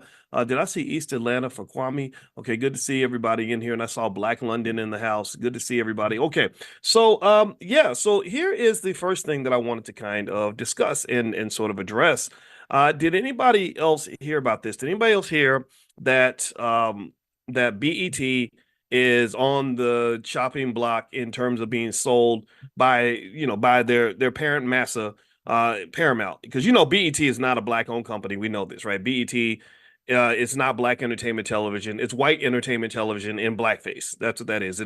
It's not a Black company. It's a white company that has Black people in it, that uses Black culture and sells Black culture to you pretty much, and gets corporate sponsors to give them money because they go to the corporations. They say, we have, like Trump said, we have all the Black people. We have all the Black people, and we will gather all the Black people to come and watch Sexy Red twerking on the stage. Get it sexy, get it sexy. And when we get all the Black people, they love to buy things. They buy everything. So you advertise to us, you pay us money, pay us billions of dollars, and we will go gather the Black people, and then we're all gonna get rich together. And that's kind of what BET is. And BET, in case you don't know, is owned by a company called Paramount Global. And for many years, Paramount Global was run by a family called the Redstone family. The patriarch of that family was a weirdo named Sumner Redstone. He was a funny guy. I don't know if I think he's dead. He might, but maybe he's alive. I don't want to kill him too quick. But I think he was like 92 and had like a 35-year-old girlfriend or something. So he was probably doing some old Diddy Hugh Hefner type stuff. And anyway, so the Redstone family, apparently they have run Paramount into the ground. BET, if you work for BET, you better be worried because your economic daddy is having some problems. If you study Paramount Global, you'll see that Paramount Global has a big problem, and their problems can be summarized very quickly in terms of too much debt. They got about $15 billion in debt that they can't really service. They overpay for their content. They put out way too much money for content. Now they don't overpay for BET content. That they overpay for other content. Not but the BET content they get the discount. And I don't. Yeah, they're not going. Sexy Red probably costs you like $8 in a bag of Cheetos to get her to twerk on stage while she's pregnant or something. So that's cheap. That's there. So BET is, as Black people always have been, BET is the golden asset of Paramount. It is really a nice little business where they're like, hey, we can go buy these Negroes for $1.99 and we can then sell them to advertisers and make our money just like we did in slavery. So it's something the rest on died in 2020. Thank you, Janet. I did not know that he was dead. I could not remember. I don't know the family that well. I know the basics. So let me kind of read to you about the sale of BET and what I've sort of seen, and then kind of give you a Dr. Boyce perspective on this. And just so you know, I'm coming. You know what I am. I'm probably gonna sound like a hater. Because I am. I kind of am. I hate anybody who hates us. I just well I don't hate, you know what I mean? But I don't if when you hate us that much that you just want our children dead, you want our kids in prison, you want our people as ignorant as possible. You want more broken families. You want to celebrate all the things that harm us. You want to celebrate black people dying young from diabetes and fried chicken. You want to celebrate mental illness.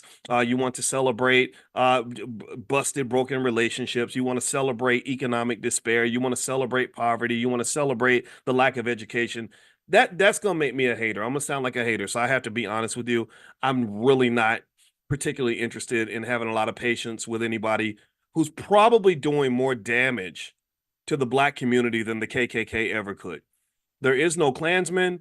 There is no Trump supporter. There's no Democrat or Republican that could ever do as much damage to the black community as BET is probably doing when they celebrate some of the stuff that they celebrate. In fact, if you recall, BET was the network that that really elevated R. Kelly right after he got caught on video with that little girl. If you go back and you look back maybe about 2003, 2002, 2004, something like that, this was way before I was doing any of this. This is way before any of you knew who I was because I was just on the faculty at Syracuse University. No one knew who I was. Nobody cared. I remember I called my wife, Alicia, who's now my wife. She was my friend back then, and I remember calling her and I said, "How in the hell are they putting this Negro on TV?" And making him the keynote performer. They didn't just it was right after. If you recall, go look at the history. It was right after this man, was on this tape with this little girl. I don't know if that was the time he peed on the girl or not. I get them mixed up. There's so many pee stories about R. Kelly. And if you remember, the only network that really stood by him was BET. BET brought him on for an interview after the incident, and that was where he was given an opportunity to do some damage control. And he kept saying, "Just focus on my music, just focus on my music," because that's the goal, right? If we get you to focus on how good my music is, then you're going to forget about all these other things that are going on. And then for the BET Awards, I will never forget. I said, I wonder if they're going to have him perform on the BET Awards because a lot of radio stations had banned his music at the time. Not only did they have him perform on the BET Awards, they gave him the longest set. They like everybody else's performance might have been 3 or 4 minutes. His had to be like 12 or 13 minutes, maybe 15. It was really long and it was a full-fledged music video, all that stuff. Maybe it was 03, 04-ish around that time. And I just remember thinking, Lord Jesus, is that all? So y'all really, that's all y'all really care about is the money, huh? And so this is the history. And I'm sorry, I don't think you can be nice about it. What BET kind of does is I understand what they're seeking to do. They try to balance the crazy and the negative with a little bit of positive to try to say, well, no, we got this and we got that, and I love that. They have Infinity Song who performed at the All Black National Convention several times. They were at the BET Awards this year. I think D1's been invited, stuff like that. So I think that their goal is to say, look, we got a range. But I think I was talking to my wife about it the other day, and I said, okay, so if I gave you 30 gallons of Kool-Aid and it was like the best Kool-Aid you've ever had, but I tell you, oh, by the way, there's about 2 ounces of piss in the Kool-Aid. Like I just put a little drop of urine in the Kool, just a little pee, just a little. It's not a lot. You won't taste it. You won't taste the pee in the Kool-Aid, but because there's 30 gallons of Kool-Aid and just one drop of pee. Is that okay? Like, would y'all drink the Kool-Aid? How many of y'all, yes or no? Would you want to drink the Kool-Aid if it had even just one little drop of pee in it? But it was like the best Kool-Aid you ever had, but it's just one drop, just a little drop of pee in there. What do you think? I don't know. What do y'all think? And I think that's kind of what the point, the argument would be is that, if you think about it, if someone was to make the argument and say, well, no, look at all the good things BET does, that outweighs the bad things. I think that's an interesting conversation because then you can make that same argument about R. Kelly or Bill Cosby or really anybody, any person or entity that's done terrible things. You could say, well, even if you dislike Donald Trump, for example, or if you look at Joe Biden and know that he incarcerated more black men than any president in American history, or you look at Donald Trump and what he wanted to do to the Central Park Five, You can make the exact same argument. You could say, no, no, no, no. But look at all the good things. Look at all the good stuff he did. It's okay. It's all that's forgiven because he did this good stuff. And I think that that's not an argument. That's not a debate for me to have for you. That's a debate I want you to have for yourself. And I think all of us have to kind of balance that out and figure that out. Like, what does this look like? So BET is very dangerous, to be honest with you. And I know I upset people over there, and I'd hate to be the guy who's saying these things. But I think that they know these things. They know these things, and the reason I know is because I had a conversation with a guy named T.J. Holmes, and back when he worked with BET, and I remember he called me. Somehow Don Lemon gave him my number, and he called me on my phone, and we talked. And I think he was surprised that I understood their business model so well. He said I was in a meeting, and he said I could have. It was almost like you wrote that article as if you were in the meeting with us. I couldn't believe that you wrote, and I said, yeah, well, because I understand how racism works. I understand how powerful media is. I understand what capitalism does. I understand when you mix money and media, that can be a formula for oppression. When you mix money and media, so y'all got to understand this. This is an economic lesson. I'm about to dive into this article in a minute, but um, when you have the money, which white people have much more than you, so if you measure your success based on how much money you have, then you're automatically going to be a white supremacist. And the reason is because white people have most of the money. That's like a fish measuring it's the quality of the fish by how fast it runs the 100-meter dash. A fish will always be inferior to a panther because panthers run fast and fish do not. Fish, they swim. So what the fish would have to do in order to create a level playing field is stop trying to be a track star. Stop trying to be something that you're not. Stop trying to give your opponent the advantage by competing with their rules and their standards. Do you understand? So stop measuring success, your success, my success, black success by how much money you have or how famous you are, how much you're on TV. Because that's something, if you want to talk about this whole oppression, white supremacy thing, well, they own the TV networks, they own the radio stations, they have the capital bases, they own the banks that fund these institutions. So how the hell are you going to compete with that? How are you? You can't do that. The only way you can really win is you have to change the rules. You have to throw out the whole competition altogether and create something that gives you an advantage. So ultimately, when you mix money and we love money. It's really fascinating to me. In case you're new, my background is I'm a finance guy. I've been teaching finance for a long time. When you really consider how much we love money and how much we worship people just because they made money or just because they're on TV, um, it's really fascinating to me because we don't have that much money to begin with. So you can't measure black success based on who has the most money or who's the most famous. Give me a guess if you understand that. We have to pick other criteria. What are those criteria? I'm going to allow you to decide what that's going to be, but it has to be something other than that. So with BET, it's the perfect formula for oppression. And I'm going to read this article to you and tell you what's going on with BET. Another real surprise with this pending purchase of BET is that they cut the price in half. And the price, when Byron Allen made a bid for BET, he bid $3.5 billion. Now they're in talks to sell it for 1.7 billion, according to Variety. Now here's what Variety's saying. Now that was a real shocker to me. I'm like, why? So maybe BET's struggling. I don't know. I mean, this is very surprising when the price gets cut that much. So they said here in this article in Variety, it says BET or Paramount is reportedly in talks to sell BET for 1.6 billion in a buyout led by CEO Scott Mills. I don't know Scott Mills. I guess he's the CEO of BET. He seems like a nice guy. I don't know. He's got a bald head like me, but he's got kind of a little George Jefferson thing going on. But seems like a nice dude. I don't know this man. It says Paramount Global's trio of co-CEOs have publicly said they've hired bankers to evaluate the sale of certain assets. Industry speculation has swirled around BET, which has been the target of acquisition offers in the past. Now, Paramount Global is engaged in exclusive discussions to sell BET in a deal valued at 1.6 to 1.7 billion to quote buyers that include end quote BET CEO Scott Mills and Chen Chu, founder of private equity firm CC Capital, Bloomberg reported, citing anonymous sources. The BET Media Group comprises the BET cable channel, VH1, and other networks, the BET Plus streaming service, and BET Studios. Reps for Paramount Global and CC Capital declined to comment. Shares of Paramount Global rose on the report of the renewed sales talks, closing up 5.7% for the day to $10.72. Interesting, right? The latest reported price range for BET is less than half of the 3.5 billion that media mogul Byron Allen extended to Paramount Global in late 2023. So let's think about this for a minute. Let's be conscious of time for a moment. What month is this and what year? This is what, July 2024. And just late 2023, you had a bid that was twice as high as what you're selling the company for now. What's happening? That just doesn't add up.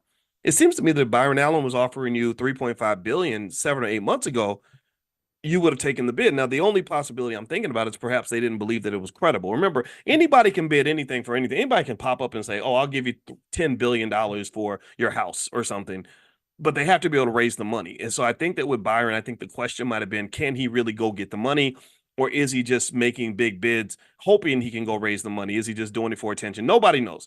And I know that with Byron Allen, it seemed to me that the Griot was having some trouble. I know he bought the Griot. I think that they were overspending on their content. I got that sense because I know he had to let a lot of people go. He had to fire a lot of people. The media business is a tough business. So some other bidders were were Tyler Perry and Sean Diddy Combs. Can you imagine if they sold BET to Diddy? Wouldn't that be something else?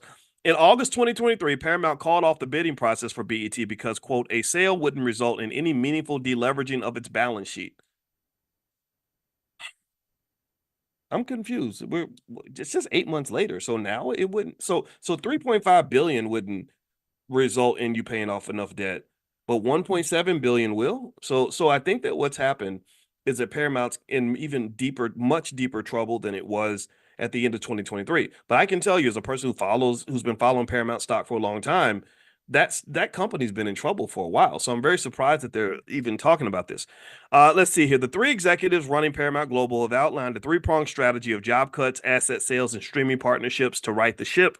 The company's going solo for now after controlling shareholder Sherry Redstone, who's the daughter of Sumner Redstone, nixed M&A talks with Skydance Media as those came down to the wire. The leadership trio, George Cheeks, president and CEO of CBS, Chris McCarthy, president and CEO of Showtime, MTV Entertainment Studios and Paramount Media Networks, and Brian Robbins, president and CEO of Paramount Pictures and Nickelodeon, were installed as co-CEOs after Bob Bakish's dismissal. Okay. Another prime asset Paramount Global is expected to shop around is the Paramount Pictures Studio. So basically, okay, here we go. Let me move on to, they talk about Chris Mills, the guy that I mentioned. I think his name was Chris Mills, the CEO of BET. I hope I got Scott Mills. I'm sorry, Scott Mills. Let's see. They said here, speaking of the June 25th employee town hall, CBS's Cheek said the Paramount's co-CEOs are looking to sell certain Paramount-owned assets.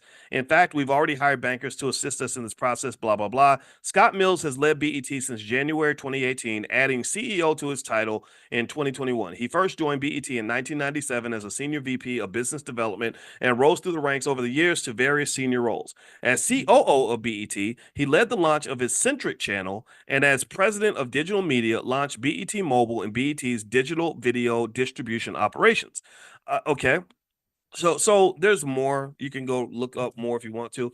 But basically, BET is owned and run by Paramount, as we mentioned earlier, and basically Paramount has too much debt. The traditional media that they built their business on, Sumner Redstone is really good with traditional media and traditional cable.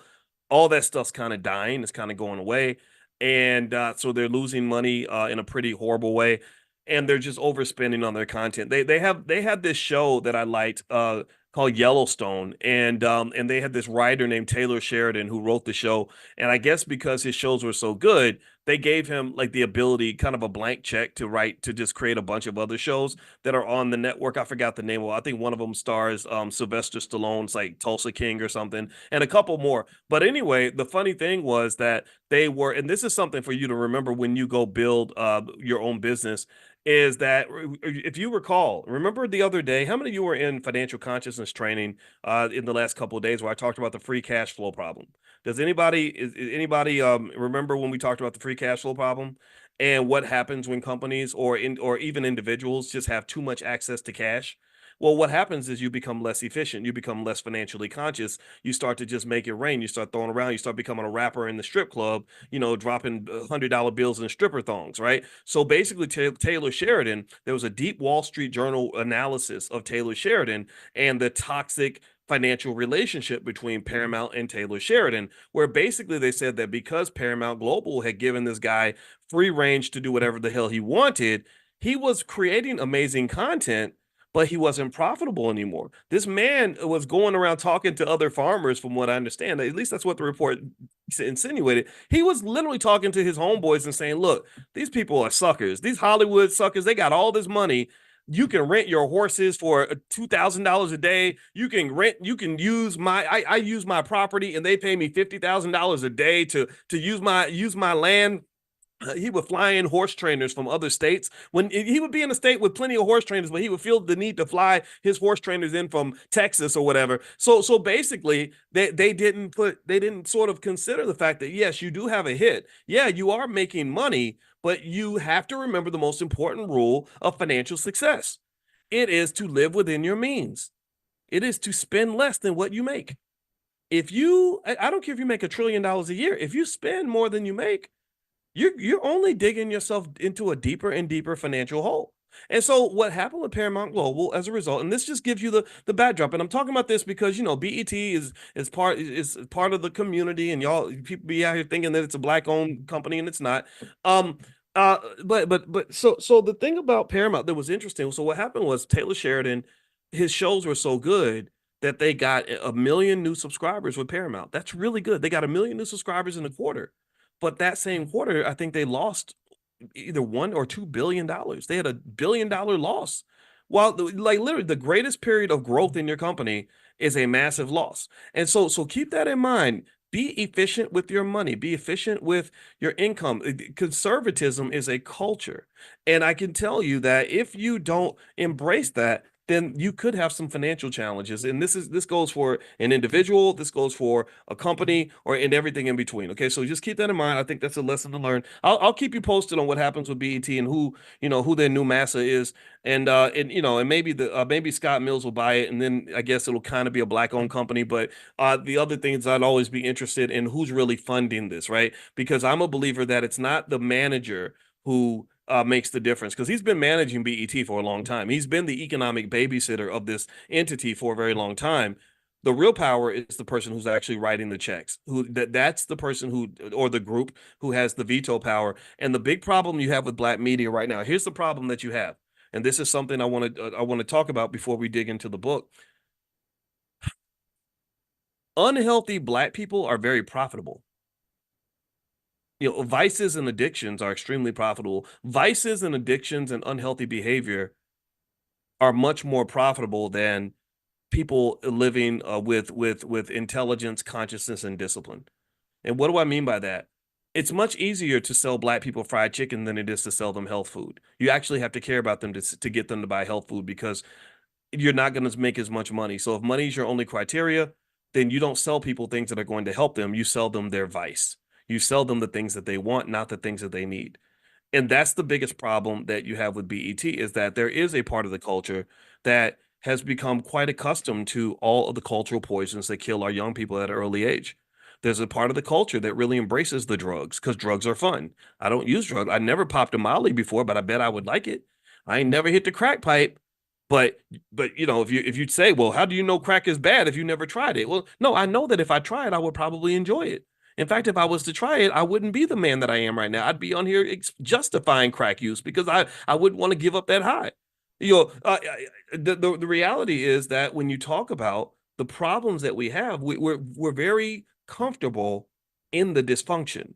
We're starting to celebrate the dysfunction. We celebrate it because what they do is they sprinkle money on top of it, and they sprinkle fame on top of it. So you look at a young lady like a Krishan Rock. I don't know if you ever know, if you anybody, how many of y'all, I keep up with all the culture. Me and my wife do. I don't know, some of y'all I know don't keep up, but you need to look up Krishan Rock and Blueface. How many of y'all are familiar with Krishan Rock and Blueface? Anybody else? Because I watch the culture, because I like to see, because in my book, The 10 Commandments of Black Economic Power, I talk about economics, but all I talk about is culture. What does a strong economic culture look like? And we don't have one, people. We just don't. We have a long way to go. Well, Krishan Rock and Blueface, to summarize it, they're kind of like the new version of it's imagine Bobby and Whitney at 25 years old, but also imagine that neither one of them have any talent. Like Bobby and Whitney could sing. Bobby could dance and jump around and sing and wiggle and all that. And Whitney had the most beautiful voice ever. She actually had to earn her way to fame. Krishan Rock and Blueface don't really have any talent like that. They're not that great. They're okay. I think Blueface made a song or two, but they're not that good. But they're similar to Bobby Whitney. They're just this train wreck in slow motion. Like you're watching these two young people literally kill themselves in public. And the reason it ends up seeming okay is because they've got lots of money and lots of fame, and they've got millions of Twitter followers and Instagram followers that will watch them destroy each other's lives. And Krishan had a baby that my wife, again, my wife is a therapist who can identify things like fetal alcohol syndrome by looking at the face of a child. And she was deeply concerned with Krishan's child because she knows that Krishan loves to party it up. They were at the BET Awards twerking and, pregnant women twerking and holding liquor bottles. And one of the things, for example, this is one of many things we could talk about, but I'm not going to go into all of it because I don't want to depress anybody. But do you understand that when you're promoting the city girl culture of all these young black women that are being told to go out and twerk and drink liquor all day and have sex with just anybody, fetal alcohol syndrome is literally one of the quiet epidemics that's occurring in the black community. If you look at the symptoms and in the effects of fetal alcohol syndrome, you're talking about significant cognitive delays and significant behavioral problems of millions and millions of black children. I was shocked by how little alcohol the mother had to consume during her pregnancy for fetal alcohol syndrome to kick in. So think about this. You live in city girl life because you've been watching the BET Awards and Krishan Rock and Megan Thee Stallion told you that's how a young girl's supposed to live. You've been having sex. In case you don't know, sex results in pregnancy, and that means children are going to be born. For those who need a biology lesson, sometimes we forget. And so you're pregnant for maybe 4 weeks, but you don't know you're pregnant. So every week you're getting drunk and getting high every single week. Well, that is where the fetal alcohol syndrome comes from. And what many people, what nobody has talked about, I have not seen anybody on the internet address this at all, is that millions of young children, young black children, are getting fetal alcohol syndrome because you don't have to drink that much for that to really disrupt the brain of your child. I'm talking about significant neurological problems, like they're slow for the rest of their life and have behavioral problems for the rest of their life. So this is one of the many things that I think has to be addressed, right? Somebody has to talk about it. And when people talk about these things, you can't just say, well, you be hating. That can't be your response. Man, that's not hate, that's love. Now, the real hater are the people who celebrate this kind of stuff, who know what it leads to, who see the millions of black kids going to prison and getting killed and all this other stuff and think that that's okay. And so part of my job, in my opinion, is as a person who talks to you about money, is I need you to really understand money from a 360 standpoint, which means that money is good, it's nice, but it can destroy you or distract you and mislead you. Money can get you to heaven, but money can also be the devil. Money can be the devil shows up with a bag full of money. And unfortunately, I hate to say it, but BET has become kind of the devil of the black community. Everything that is harmful and destructive and terrible about being black tends to get celebrated in these spaces, and they dress it up with money and fame, and we think that that makes it okay. But even before people realized that Diddy was a predator, there were people who always said that, but there were many people who would have argued you down because they would have said, no, no, no, Diddy's one of the leaders of the black community. I mean, process this. Think about this for a moment. One of the biggest predators that in the media right now is a guy who 4 years ago was telling you who to vote for. Anybody remember Vote or Die? He was telling you you got to vote or you're going to be dead or something stupid like that, right? And people were doing this. Millions of people were following the lead of a person who has a complete track record of 30 years of doing horrible, harmful things to people, possibly including starting with killing Tupac, right? So I think generally, and this is where we're going to dig into, we're going to read tonight about black leadership and the history of black leadership so you can understand that sometimes you're following the wrong leaders. That's my point. In fact, it's so dangerous to follow a black leader nowadays, in my opinion, that I don't really want you following any leader. I don't even want you follow. I don't want you following me. I'm just an advisor. I'm a person who's got a perspective. If you'll hear my perspective, then that's all I ask you to do. I'm not asking you to follow me because generally speaking, it is difficult for Black people on a mass scale to distribute a message that is going to be beneficial to all Black families. Most of the messages that are healthy are not going to make as much money as the unhealthy messages that are going to point you to more ignorance, drug abuse, and ratchetism. That's what makes the money. This Black intelligence stuff is not a big money maker. Okay. All right. So let me jump into the book. We're going to read tonight from Dr. Claude Anderson's book, The Black History Reader. We're going to go to page 158. Now, Dr. Claude Anderson, his books, I always have to mention his website. It's powernomics.com. So you can go to powernomics.com. Get all of his books. These are the must-read books for every Black person in America that wants to do better. He's the modern-day Marcus Garvey. He's one of the greatest Black thinkers in the country, which is one of the reasons why he's seen as dangerous even by many HBCUs, because their bills are being paid by people who don't want to see the Black community gain too much power and influence. But if you read his book, Powernomics, it will transform you immediately. And I'm not here to say every entertainer is bad. I can tell you, Kanye West saw Powernomics. He immediately was affected by it. Ice Cube saw Powernomics, immediately influenced by it. Charlemagne the God, Tiffany Haddish, people like that. A lot of celebrities, even Diddy flew Dr. Anderson into his office because he has so much respect for Powernomics. So some of this, so what's going on, in my opinion, is that there are people who know that something's wrong, they just can't put their finger on it. Like they're just not sure. They're like, okay, something ain't right here. It's like you're playing a game and somehow the other team keeps winning. Somehow Massa always he ends up with all the money, all the power, and all the positive outcomes belong to him. And you always end up in last place. And you can't figure out. And every time you say, wait, this game seems rigged, he has you brainwashed. He's been educating you and grooming you, right? So he can exploit you, right? He just like a groomer would groom. He's been grooming you through the educational system to buy into a set of ideas where all of the disparities can be explained away. And so you walk away concluding a bunch of nonsense like, oh, well, the reason that white people have all the money is because white people just work harder than Black people. And the way to fix those problems is we all got to go vote for our favorite white man, either the old arrogant narcissist or the old guy who can't remember his kids' names right now. Like that's the guy. That's what we do, and that's going to get us where we need to get to. And so to some extent, the reason that Dr. Anderson is dangerous is because he's encouraging you to wake up. And really, I will tell you, my position is very simple. I'm not really telling you to do what I tell you to do. I'm not telling you to do what I believe you should do. I'm telling you to do what's going to be best for you. And I want you to study that. I want you to figure this out. And again, it goes back to very simple things: health, wealth, and relationships. What does it mean for Black people to be physically and mentally healthy? There wasn't much on the BET Awards that led to physical or mental health. None of that. There's nothing about a pregnant woman twerking and holding a liquor bottle that says anything about a young lady having a positive, wonderful life. It speaks that she's going to be abused, assaulted.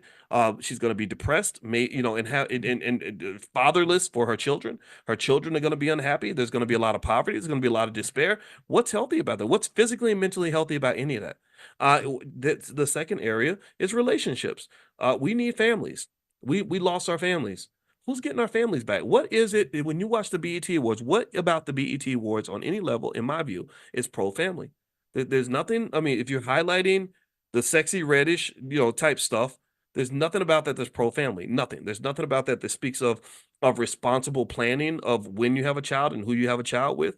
All that's promoted typically is very irresponsible, very sloppy sex. I'm going to go sleep with whoever I want. STDs are very, very high because a lot of people fall into this culture. And also, broken families are very high. A lot of people don't even have the training of what's required to even have a healthy relationship with another human being that is necessary to provide a protective space for a child. So when a child is not protected by a father, that increases the probability that he ends up getting molested, or that he ends up in the street, or that something bad happens to him, or ends up in prison. And then you go down the third area. What does it mean for Black wealth to actually go up? There's nothing that I've seen rappers really do that's improved or increased Black wealth in the Black community at all. Nothing.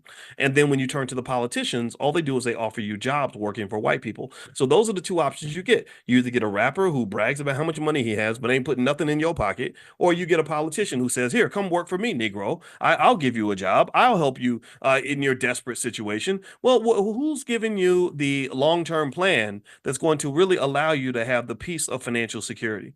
Who's really giving you the solutions that are going to allow you to actually prosper instead of just survive? Who's doing that? There's nothing in mainstream media, or very little in mainstream media, that I see that is really sort of doing these things that's really going to get the Black community where we need to be. We're not only are we being given the wrong medicine, we're being given no medicine, and we're given a bunch of poison disguised as medicine. So that's what I believe. That's my 2 cents. All right, so let me start reading here. And by the way, if you're not on the text list to get invited to Powernomics training on Wednesday, just pull out your phone, text the word greatness, GREATNESS, greatness to 87948. Text greatness to 87948. And also, we have my book is the 10 Commandments of Black Economic Power. You can get a copy at drboycebooks.com. Use the code word book club and get 30% off everything in the store. So feel free to go to drboycebooks.com and you can check that out. All right. So here's what Dr. Anderson reveals on page 58 of the Black History Reader that it was really fascinating to me. Did you know that Black leadership changed their position on immigration around the 1960s? Did you know that they actually had a completely different policy on immigration before the civil rights movement? And basically, whoever was controlling them pretty much got them to pivot and shift in a different direction. I don't know if y'all know this, but let me read this to you. I'm going to tell you, this is what Dr. Anderson says. I literally have not read this yet, so I'll be as surprised as you when I get to whatever he says. So he says here, Black leaders and activists unilaterally expressed opposition to the nation's open door policy on immigration throughout the 19th century. These conscious Black leaders expressed concern that immigrants were reinforcing the subordination of the native Black population, as well as usurping the access of Blacks to rights, privileges, employment, education, and wealth building opportunities. The negative impact of immigrants worsened after the Civil War when millions entered the country. After slavery, there was a labor shortage, and one would have logically expected the former slaves. Think about this. You have a labor shortage. You got all these former slaves. You got all these Black people, hardworking people that they've been working for free. So you know they're going to make good employees. They've been working for free. So here on page 159 of the Black History Reader, Dr. Anderson is telling you that whatever you learned in school was a bunch of BS. So listen to this. The negative impact of immigrants worsened after the Civil War when millions entered the country. After slavery, there was a labor shortage, and one would have logically expected the former slaves who had been skilled tradesmen, carpenters, blacksmiths, cooks, artisans, and farmers to fill those jobs. But the country recruited and imported European immigrants instead. The pattern was just beginning. For more than a century, Black leaders had struggled and challenged the white power structure to close the nation's immigrant doors. So they were asking them to shut the doors. They were like, look, you got your workers here. We got you. We can do this. But they were like, no. Rather than working with you, we're going to go get some people from England. That's what he's saying here. So it says, for more than a century, Black leaders had struggled and challenged the white power structure to close the nation's immigrant doors. In his famous 1895 Atlanta Expo speech, Booker T. Washington pleaded with white industrialists, businessmen, and politicians not to look to European immigrants to develop skills and work in their businesses, but to instead look to native Blacks. How about that? Washington also pointed out that many already had the skills, attitudes, and experiences to meld into the mainstream society. W.E.B. Du Bois was against immigration and spoke frequently about the downside for Blacks of 40 million white immigrants coming into the country, doing the jobs of former slaves and being automatically elevated into an overseen white management class. How many of you have ever heard this before? How many of you have ever heard this anywhere? So maybe their concept in their head was, if you do have Black jobs, every job should be a Black job. Any job we can do is a Black job. A Black man can fill that job. So I believe that you have to own the companies and all that for sure, but you can't, Booker T. Washington, that was a great man. George Washington Carver, W.E.B. all these individuals were people who said, yeah, well, some of us want these Black jobs. We don't want to have fathers and mothers that are unemployed. We want to have opportunities to make money and to go to work like everybody else. We're already very hardworking people. So stop bringing in outside recruits to replace us. But now, years later, we support wide open. A lot of us just support wide open doors and don't even know why. Only reason you support it is because Joe Biden told you to support it. That's it. That's the only reason you support it. You forgot about the mass incarceration and the crime bill and all. You don't even think about it. That's why Shaquana ain't got no daddy. You're not even connecting the dots on that. You're just so quick to just do whatever they tell you to do that you don't even think about it. I'm not mad at you for voting for Democrats and Republicans. I get that. I know lesser of two evils. Okay, I get it. But still, what I have a problem with is that some of us don't even think about it. Some of us don't even come to our own conclusion. We just say, okay, what you want me to do? What you want us to do? And that's my problem.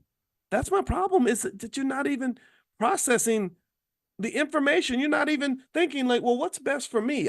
You've told me what's best for you, but I need to make sure that what's best for you is also best for me. That's the problem that I have. That's and that was really the whole crux of why I just really got really annoyed when I would get calls, when I was at AOL Black Voices 12 years, 14 years ago, whatever, and I would get calls from the Obama administration. At first I thought it was kind of cool. It's interesting. It's like, oh wow, okay, President Obama, I'd love to help. But Lord, when I got on the phone, all they were literally trying to do was get me to do what they told me to do. And I was like, who do you think I am? I mean, I'm not fit for slavery. I don't do that. And this happens a lot with Black elite people. I'm gonna be honest. That was the gist of the conversation I had with Kanye West. As we get on the phone, he's like, "I want you to do this and do that and do that." And I text my friend. I said, "Does this guy think I work for him?" He doesn't. I don't work for nobody. The things that matter to you don't matter to me, bro. I don't care that you got a million little Asian kids to buy your ugly ass shoes. Those things are overpriced and ugly. You will never. I wouldn't wear them for free. So what makes you think I'm gonna bow to any of this? Like we're obviously playing different games with different rules. This makes no sense to me. So again, what you have in America, generally speaking, is you do have that elite class that is very quick to sort of expect that the masses will simply do what they're told. And the unfortunate reality is that they're almost always right. They're almost always correct. The studies show that most people, because they're not sure who they are, they're too scared to be different. They don't want to be seen as radical and dangerous and all that. They just go right along with whatever's cool, whatever's hip, whatever's popular. I can't, that's not healthy. That's not good. So let me keep reading here. So according to Dr. Claude Anderson, and by the way, if anybody asks what page we're on, if somebody in the chat could just tell them so that I don't have to say, I'm gonna say it like a couple of times, but then I see sometimes, then even if I say it 3 times, someone will say, "What page are we on again?" Just tell them if they ask. If y'all could help me out with that, I'd appreciate it because that's gonna trigger my ADHD, and y'all know how I get. All right, so let's pop in page 159, the Black History Reader. So Dr. Anderson mentions Booker T. Washington, W.E.B. Du Bois were very much against wide open borders. Let's see here. When the Black Civil Rights Movement commenced in the late 1950s, the new Black leadership dismissed or ignored the opinions of their predecessors. One can only speculate as to the reasons. Perhaps they did not have the foresight to fully understand the politics of displacement that was occurring, that they were being replaced. Or maybe they were unknowledgeable about this nation's immigration history, where Black people used to have a much larger percentage of the population. Or maybe they wanted to demonstrate altruism, or they simply preferred to ignore or forget history and go along to get along as much as they could. Whatever the reasons, the new Black leadership switched from the anti-immigration stance of their predecessors to being pro-immigration. While the reason for the change in position is not clear, it is clear that they made the switch without fully understanding that providing unearned rights and benefits to people who are from other countries chasing the American dream caused native Black Americans to be neglected, disadvantaged, and rendered invisible in all respects. The old Black anti-immigration fighters must be turning over in their graves. Black civil rights organizations and politicians began to presume alliances with newly arriving immigrants. They began to presume that anybody who comes into the country is automatically going to be unified with the Black community. And I want to ask y'all a question. Give me a yes or no. How many of y'all think that the majority of people that come in from other countries are just, vehemently pro-Black? How many of you believe that everybody who comes from, say, I don't know, south of the border is going to just line up and show up at the reparations rally and and just really make sure that y'all are good? Anybody believe that nonsense? Yeah, yeah. So so maybe they're making us into Boo Boo the Fool. And I say Boo Boo the Fool because, almost like the little kid, the kid who rode the little bus to school, who thought that people were his friends when really they weren't. So you think that the bully is your friend when really he just beats you up and takes your lunch money every day, or you think that every time he makes a joke and him and his friends are laughing at you, you think that you're laughing together, so you start laughing too, and the kid starts laughing too. Like the slow. So maybe we're like the slow kids on the little bus. Maybe we're the ones who, and no offense if anybody in here rode the little bus, or if you got a relative. I'm not making fun of those people because I think that they're actually smarter than us in certain areas. But really, you think about that. There sometimes you don't know when the joke is on you. Sometimes you don't know when people are laughing with you versus when they're laughing at you. And I think that we, to some extent, fall for the rope a dope because many of us get our political habits from people who just told us what to do and what to say and what to believe. We didn't actually form those beliefs on our own. And that's very, very dangerous because propaganda is real, manipulation is real. This does happen. So let me keep going here. So here's what else Dr. Anderson says on page 160 of the Black History Reader. He says civil rights organizations and politicians began to presume that there were alliances with newly arriving people from other countries. I'm gonna try not to say the word immigrant too much, just because I don't want to trigger algorithms, because the again, there's censorship out here.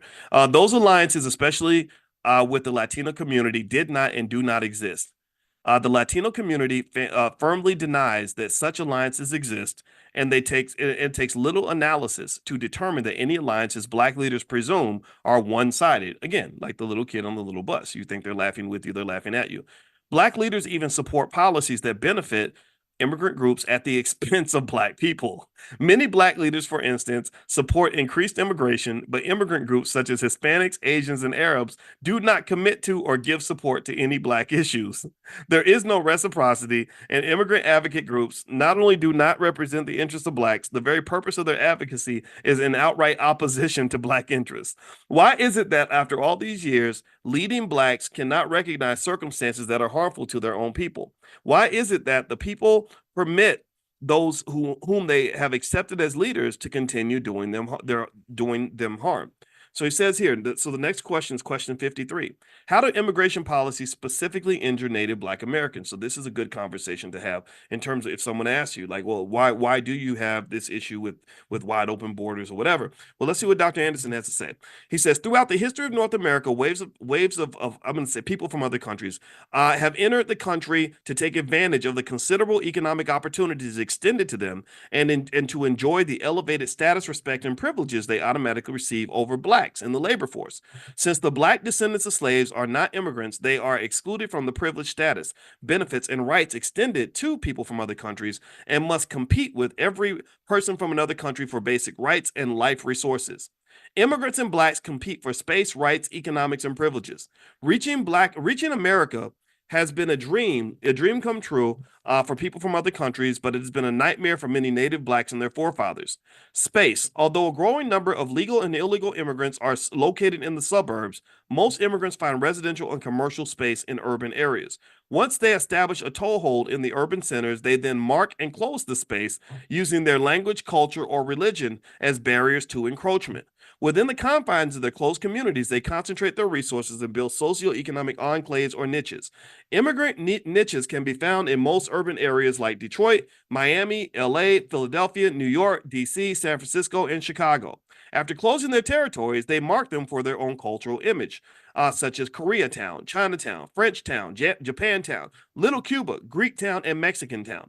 As their numbers grow, they spread out and gentrify the Black areas, such as Harlem in New York City, Overtown, Liberty City, and Coconut Grove in Miami, Inglewood, Compton, and Watts in the LA area, and Sweet Auburn in Atlanta. Has anybody seen any of this? Let me know if you've noticed any of this in your communities. Anybody seen any of that? All these formerly Black dominated cities are now occupied predominantly by Hispanic immigrants. Interesting. Numerical displacement means diminished economic and political influence by Blacks in mainstream society. Since 1900, this is interesting. Pay attention now. Listen up. Since 1900, the Hispanic population increased from 100,000 to 55 million in 2016. They have surpassed and made Black Americans a minority. Hispanics boast that they are now the nation's new majority minority and will gentrify urban residential areas along with whites and Asians, displacing blacks. And that's what a lot of people in Chicago are protesting right now. They're very, very upset about this. The economic impact. Okay, so the economic impact of immigrants on Native Black Americans is quantifiable. For every 10%, now listen to this now. For every 10% increase in the number of immigrants, Native Black income is reduced by 0.3%.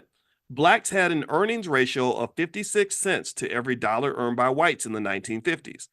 Because of the Black Civil Rights Movement in the 1970s, Blacks' earnings ratio rose to 66% of every dollar earned by whites. So we went from 56 to 66. However, between 1970 and 1990, there was a 300% increase in the number of legal and illegal Asians and Hispanics that entered the country, and the ratio of blacks' earnings to white earnings dropped from 66% to 57%, where it was nearly 40 years earlier. So in 40 years, no progress in that earnings gap. Give me a yes if you follow that, if you understand what I said there. So what he's basically saying is that you are making progress when you have policies like affirmative action that were specifically designed to close the racial wealth gap, specifically designed to address grievances that were grievances that were done to you, right? But then when everything started to dilute, when other people started to jump in and grab your benefits, your income ratio went down again. So this is what he's saying here. In short, the 9-point economic gains due to the Black Civil Rights Movement were wiped out by the 300% increase in immigration population that occurred between 1970 and 1990.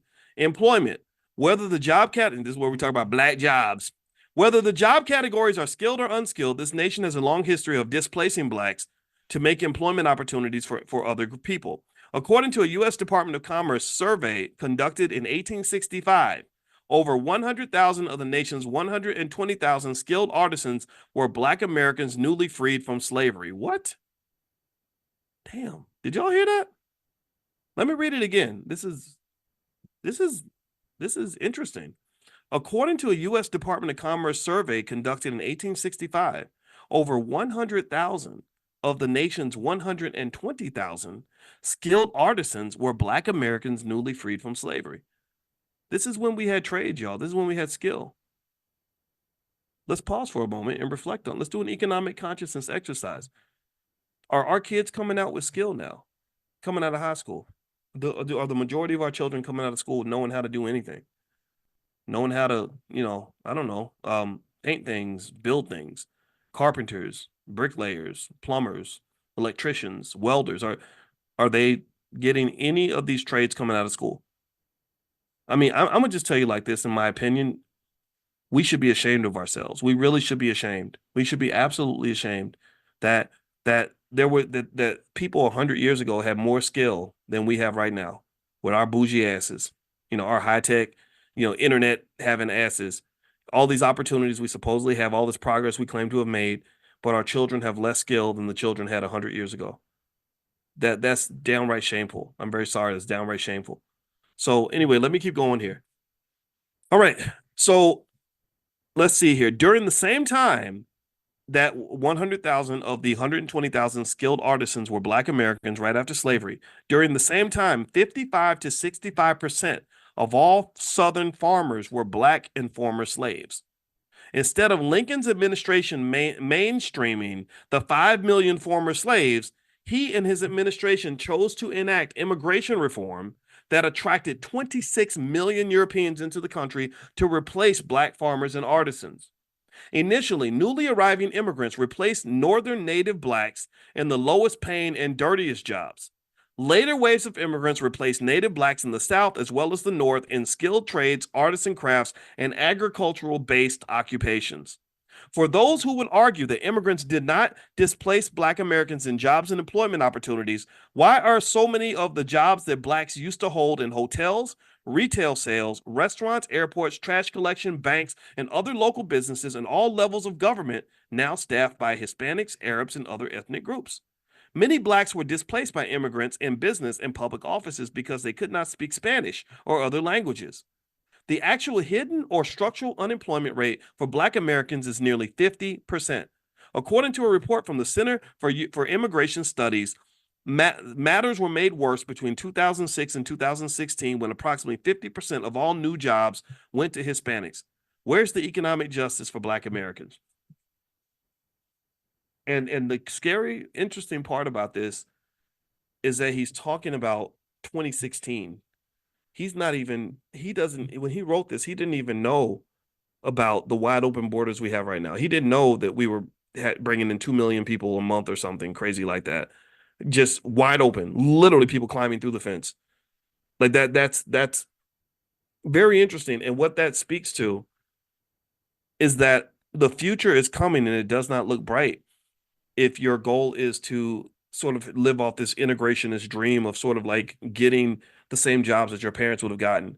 I don't think the future looks good for that. I think that specific skills, specific wealth building strategies, specific economic survival methods are absolutely essential for anybody that wants to survive this new economy.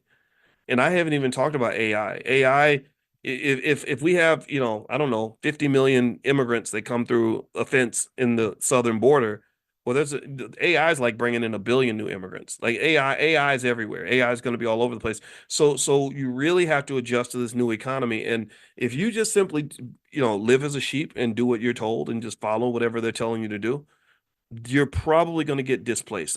We're already being replaced when it comes to voting and stuff like that. I'm convinced of that. I think that the whole idea that a lot of Black people aren't automatically voting blue no matter who is leading them to say, okay, well, we got to get new voters to replace Black people, especially Black men. You've got these troublesome Black men out here who are questioning Democratic Party politics. So we're just going to get rid of them. We're just going to deal with something that's easier to deal with. And so that's happening on the political front. I think on the economic front, it's incredibly important to have a strategy. So the solution is wealth building. The solution is twofold. One, in the Black Business School, for example, we believe every Black child should learn how to start a business before the age of 12. Someone should be buying stock from them from the time that they're born. And also, every child should know the difference between ownership and renting. In addition to that, skilled trades are incredibly important. College degrees are nice, but having either a skilled trade or a capital base is typically better.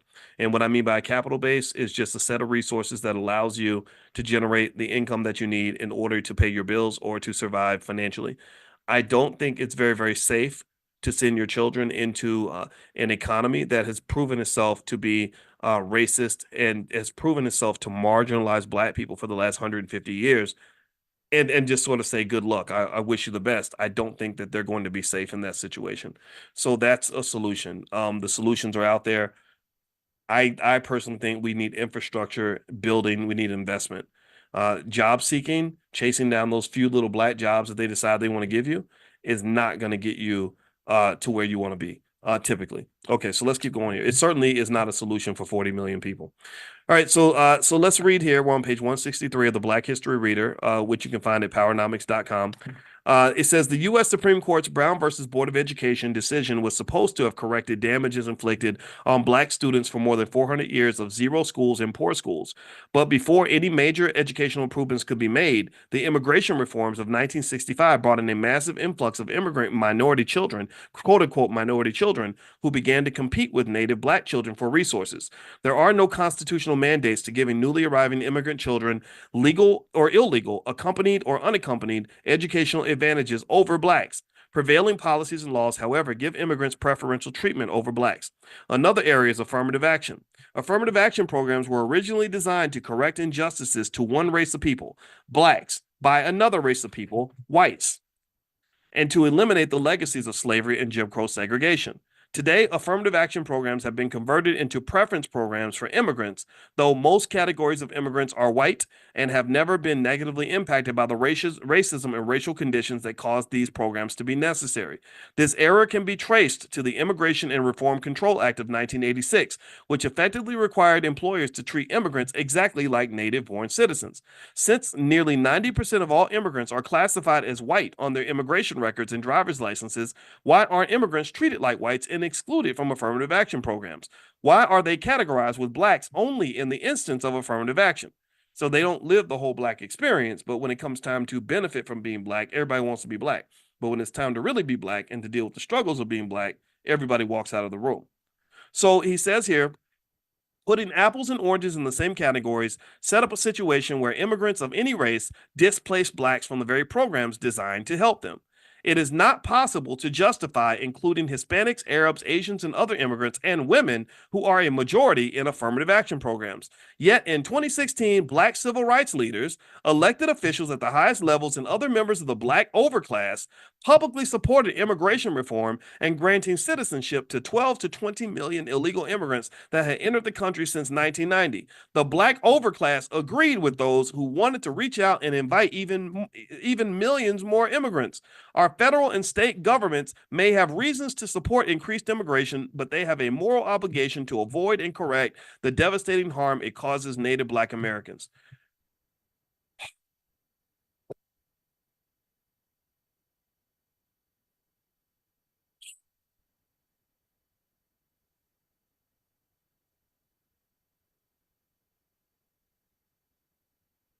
I'm done. There's nothing else to talk about. Um, I'm irritated. I'm very irritated because you're really in a fight. Basically, you're really in this fight that you're losing. Collectively, you're losing. But there are solutions, and I think the solutions. I don't see the solutions ever being implemented on a national level.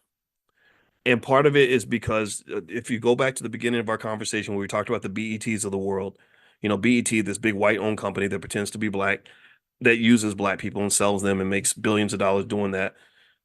These platforms are not positioned. This overclass is not positioned to do the things that are absolutely essential to really create the sort of um, economic or cultural or educational foundation required for you to truly succeed in this competitive economy. In this society, the more mainstream you are, the more mainstream your ideas are, the more you're relegated to the underclass. Because in the mainstream, there is a presumption that blackness means you're at the bottom. They will always have more sympathy for, I don't know, say a George Floyd situation where a guy gets killed by a cop and everyone feels sorry for a black man. They'll highlight that, but they won't talk about all of the other black men that are just trying to survive economically with their families, or the abuse that happens when men get incarcerated, or what's happening, how our families get broken when you have things like the Biden crime bill where so many men are in prison right now, and all these other variables that are affecting families. I get it. The police shootings are something worth addressing 100%, but that's not really something that is absolutely foundational to the existence and survival of the average black family in America. If you want to look at solutions, here's the deal. I think you have to get rid of the old school black leadership model where you have these civil rights superstars who are, going to be at the Grammys and the Oscars and taking pictures next to the presidential candidates claiming to represent the black community. In almost every single case, none of that ever really works. None of it. I still remember even when President Obama got elected and everybody was so excited about who he was supposed to become for the black community. I was speaking at a church in New York, and on the day he got inaugurated, they changed the words of the song "We Shall Overcome," and they started singing "We Have Overcome." That's what they started singing. And I remember sitting there, I couldn't even sing it. I just kind of moved my lips because I said, I cannot believe we're singing "We Have Overcome." What have you really overcome? Barack overcame a lot for sure. He's president. He should be proud of that. I'm very happy for him. But you ain't overcame nothing. Like what are you getting excited about? And then the same day, I remember a lady came out and she had this real nice picture of Barack Obama. It was like a painting. And I said, "That's a nice painting." And she said, "Absolutely. I just bought it." And she was real excited. She said, "I'm gonna put it up in my living room next to my pictures of Martin Luther King and Jesus." That's what she literally said. She was going to put it up next to Martin Luther King and Jesus, and that was like her inspiration for the day. And I get that. I'm not anti-Barack on any level, but I think that you have to kind of know the difference between substance and symbolism. Also, I think you have to know the difference between um, a pseudo solution and an actual solution. I don't think the solutions for the black community typically are going to be mainstream, led by mainstream leaders on national media outlets, because there's too much money being made from your oppression. There are too many people that benefit from controlling you. If you have a pimp and he's making money from his pack of hoes, because that's what we become. We become everybody's hoe except for, we don't benefit ourselves. We become a pack of hoes. That pimp has no incentive to liberate any of the women or any of the hoes, because he maybe got some male hoes too. He has no incentive to do what's best for those individuals, none. So to some extent, Black people, we've always been this commodity for other people. We are the perfect consumer because we will buy anything. We are wonderful for the educational system because they make money when your kids are going to these schools and not being properly educated. There are, we also give away so many things for free. We have the best athletes in the world, the best performers, or the most interesting culture. People can package it up like BET and they can sell it and make money from that. And so there are so many people that are positioned properly to extract things from you. So when you're looking, when the pimp, when the prostitute is looking to the pimp to say, how do I become a better person? How do I do more for me? How do I make my life better? All he's going to do is tell her a bunch of lies. So you have this overclass, these pimps that pretty much are, if you let them lie to you, they're going to keep lying to you. If you let them keep telling you like, oh yeah, the best way for Black people to move forward is to everybody make sure you vote for the Democrats, and make sure you come to work every day. Make sure you go to school every day. Make sure you go to college and go $200,000 in debt to get a college degree, and that's how you become successful. They're walking you right down the rabbit trap. They're literally saying is we're okay. See, the thing is, people think that there are others who just flat out hate Black people. First of all, I don't care if other people like me or not. I assume that they don't care that much about me. If I have a neighbor across the street who has a big Trump flag in his front yard, and I don't hate the guy. I don't like him or dislike him. I don't know if he likes me or not. He has a big pickup truck. He's like a former cop. He could be a black people hating redneck or something. But I don't care. Um, he doesn't care about me. I don't care about him. I don't need him. I don't need him to like me. I just need him to like not bother me, right? So I don't know if there are all these people in the world that just sit around and think how I can, how do I hate Black people today? I don't know if there are people out there like that. Maybe there are a few, but I don't think that there are lots of people like that per se. But I do know that if you're talking about people that are going to love you, that has to start with you. And if you talk about people that are going to represent your interests, you have to start with you. And so similar to that prostitute who, everywhere she turns, the pimp is always there explaining the world to her. She's going to have to get her validation from somewhere other than the pimp. She's going to have to get her advice from somewhere other than the individual who has a direct incentive to exploit her. Do you understand what I'm saying?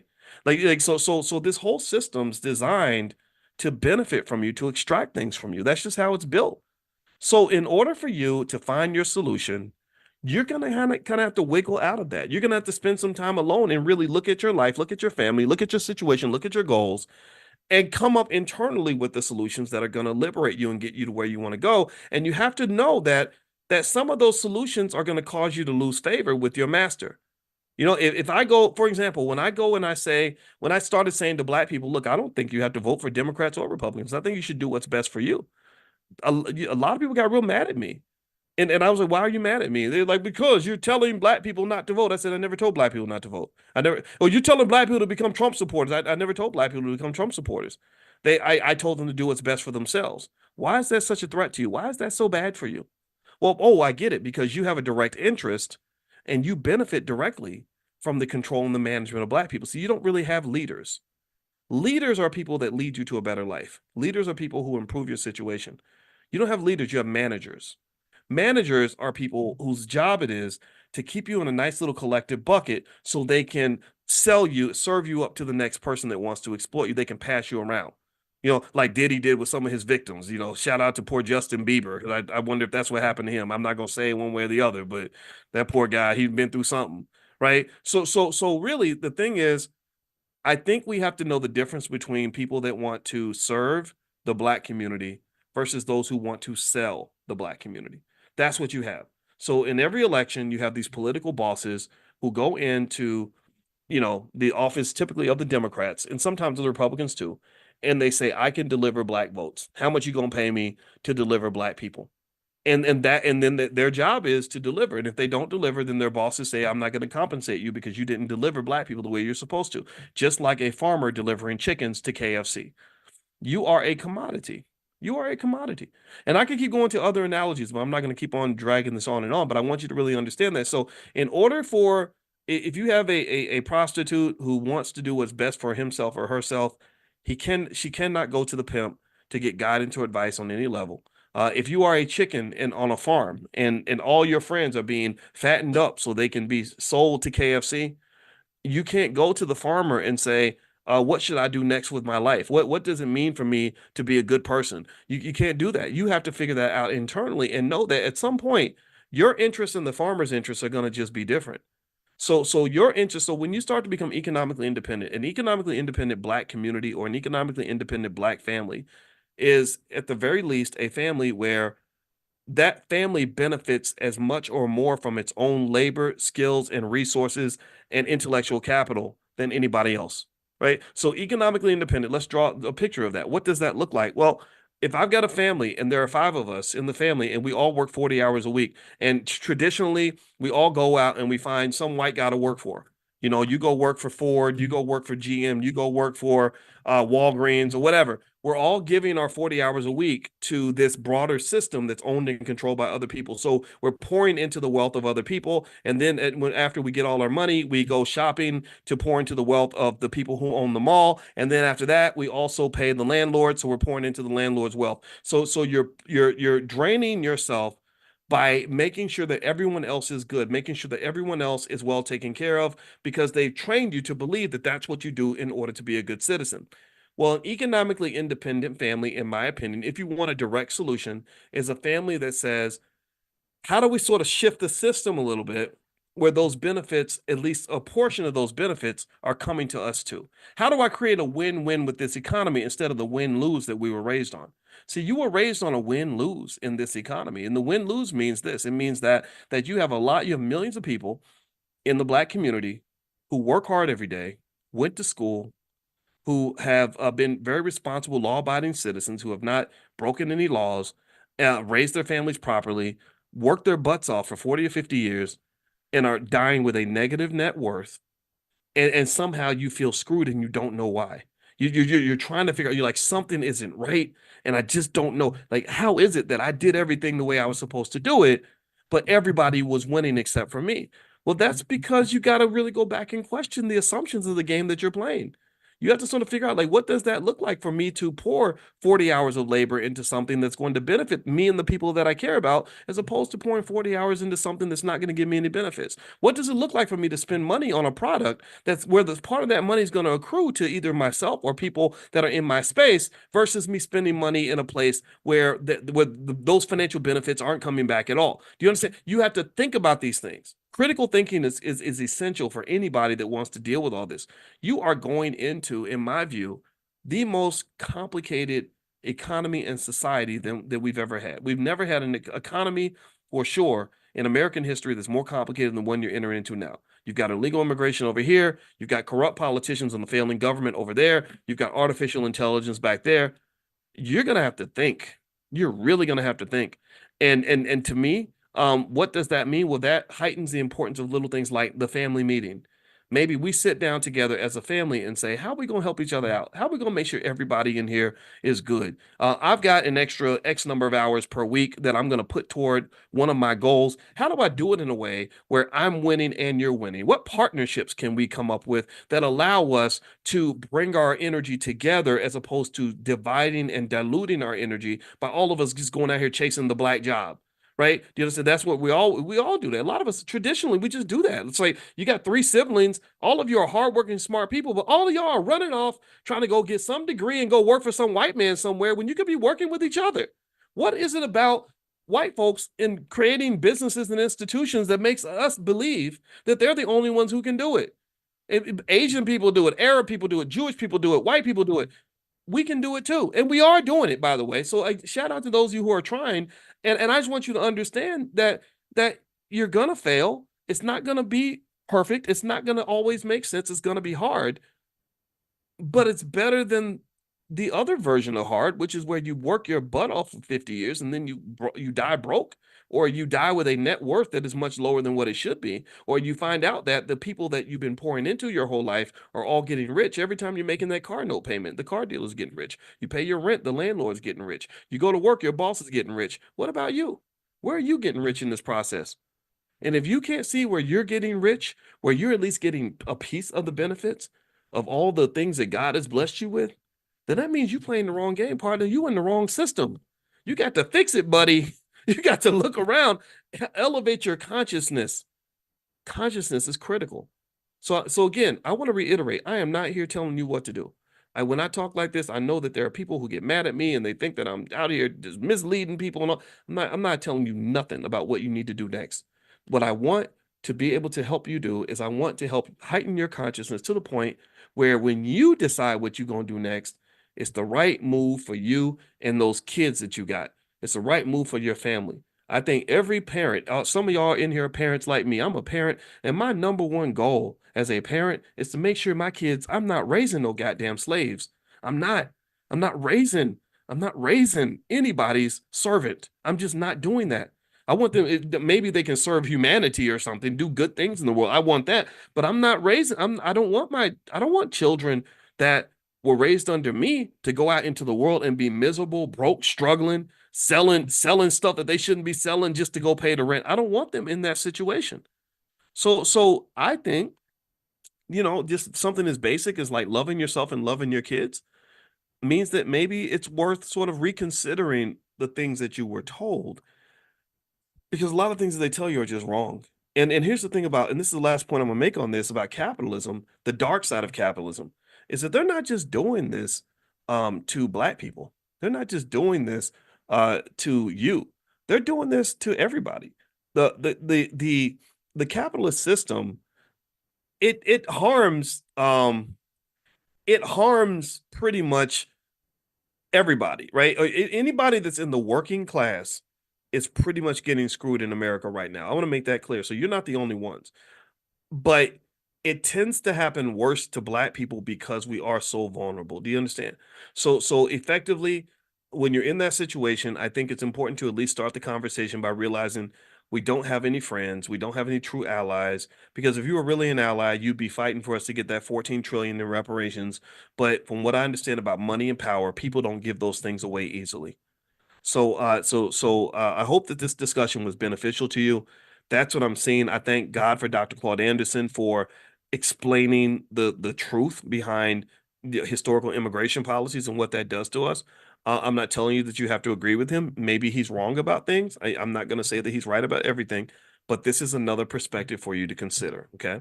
All right. So anyway, I'm going to let you guys go. Tomorrow morning, we're going to meet for a financial consciousness training. If you want to join us, we meet every morning at 10 a.m. Eastern. It's 100% free to join the live session. So if you want to get an invite, you can text the word morning, MORNING, to 87948. Text morning to 87948. And also, if you live in another country and you can't text the word morning, just go to drboyceelevate.com. That's drboyceelevate.com. I'll send you an invitation, and we're going to meet tomorrow morning because I want your economic consciousness on 10. That when you have that heightened awareness, you just understand things better and you can get more out of life that you want without sort of hoping that somebody eventually gives you things that people just don't give away. Nobody gives away money and power. You got to learn how to take it. All right. So let's see. Where can you hear the recording? Well, this particular recording, I am streaming on my YouTube channel, which is drboycetv.com. If you want all of the trainings that we've done in this class, we've probably done 200 or 300 by now. You can actually go to drboycebookclub.com, or I think Amani's in the chat. Maybe Amani, if you have the link, you can share the link where if you want to just go get them all and you can share them with your family. There we go. Amani put the link in the chat. So feel free to take a look at that, and all of that's in there. And in addition to that, if you want to get a copy of my book, The 10 Commandments of Black Economic Power, you can go to drboycebooks.com. That's drboycebooks.com, and use the code word book club, all one word. You get 30% off. off. All right, guys. Well, have a good night. God bless you. It was great to see you. And hopefully I'll see you guys in the morning for consciousness training. And I wish you the best. So let's educate ourselves. Let's be great. Let's make Black people great again. I'm kidding. We've always been great. We never stop being great. It's other people who got to be great again. I don't know about y'all, but I think most of y'all in here have been kicking ass for many, many years. So everybody ain't losing. Hey, what's going on, guys? What's going on? I hope you guys are having a wonderful day. Welcome to drboycetv.com, the home for intelligent Black people. My name is Dr. Boyce Watkins, and I wanted to come in and say hi to everybody. I hope you guys can hear me okay. I wanted to come in and talk about this term black jobs. I heard Donald Trump mention black jobs the other day during the debate, and I've seen a lot of reactions to that term. I didn't know exactly what he meant by black jobs. I thought it was kind of a strange way to describe an economic situation. And I thought that as a person who studied finance for a while, that I would jump in on this discussion. In case you don't know my background, my doctorate's in finance. I taught at Syracuse University for 13 years on the finance faculty. So money and economic issues in the Black community is my number one concern. Now, before I get started, though, could you guys give me a quick yes in the chat if you can hear me? Let me know really quickly if you can hear me. Give me a quick yes. Shout out the city you're from. Just let me know that I'm coming through okay. I'm in a hotel, and the hotel Wi-Fi is usually pretty crappy. And I'm also being a dance dad this weekend, so it's kind of kept me from being able to connect with you guys the way that I want to. I know that you guys know every single morning we do Money in the Morning, where we teach the art of economic elevation. And it's a free class for anybody, and there are thousands of you have signed up. And I want thousands more of you to just know that there is a finance professor out here that's willing to talk to you every single day, that wants you to be the best you can be economically. So when Trump uses the term black jobs, y'all know I'm on the job. I'm like, okay, let me go ahead and provide some perspective.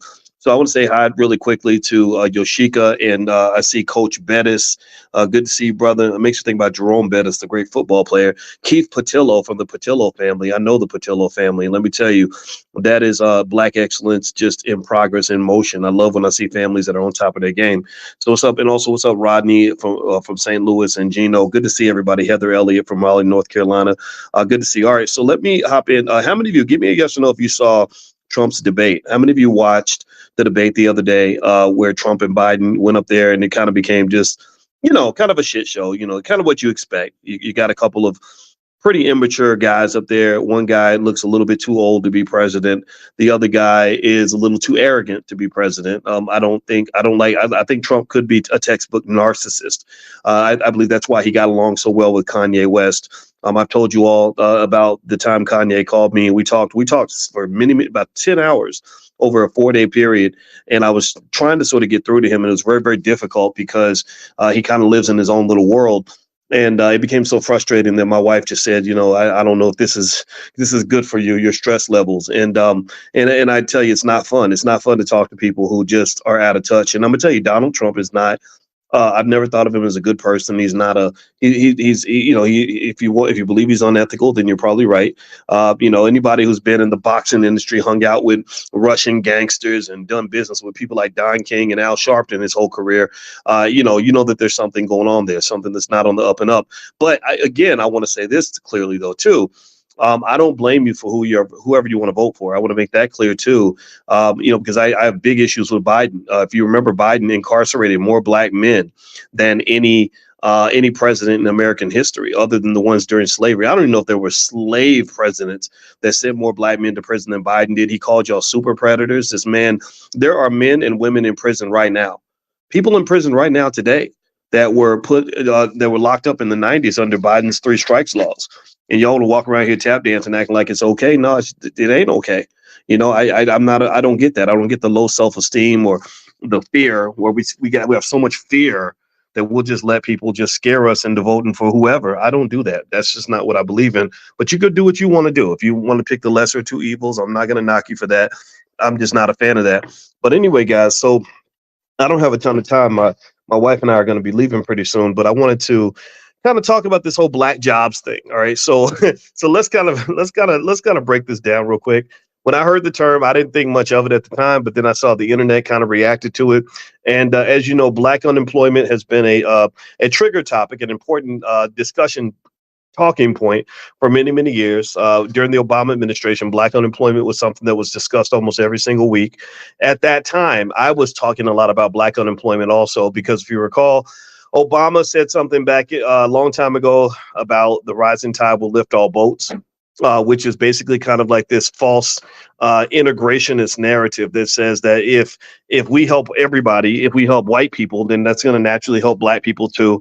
And the Democratic Party's kind of run with that. I think Obama set the precedent for them to say, "Hey, we're doing these things for all these other people," and given that black people fit in these categories with these other people, they're going to be helped too. Like so, when Biden brought up black economics, he said, "We're passing laws to help mothers with child care costs, and there are many black mothers. Therefore, black people are benefiting from what we did for mothers." And that's a lazy way to address the racial wealth gap. That is a racist way to address the racial wealth gap. And let me explain why. Let me explain why. What you're basically doing is you're saying, hey, we're not going to do anything specific to help the black community. We're going to do things for everybody and then talk about how black people benefit too. Right? Like it's not like somebody giving you a ride. If I say I need a ride to a specific location, and then I say, well, we're going out west anyway, so why don't you pick a different location and we'll give you a ride there? Like I'm not gonna give you a ride specifically because you need a ride or specifically to the place you want to go.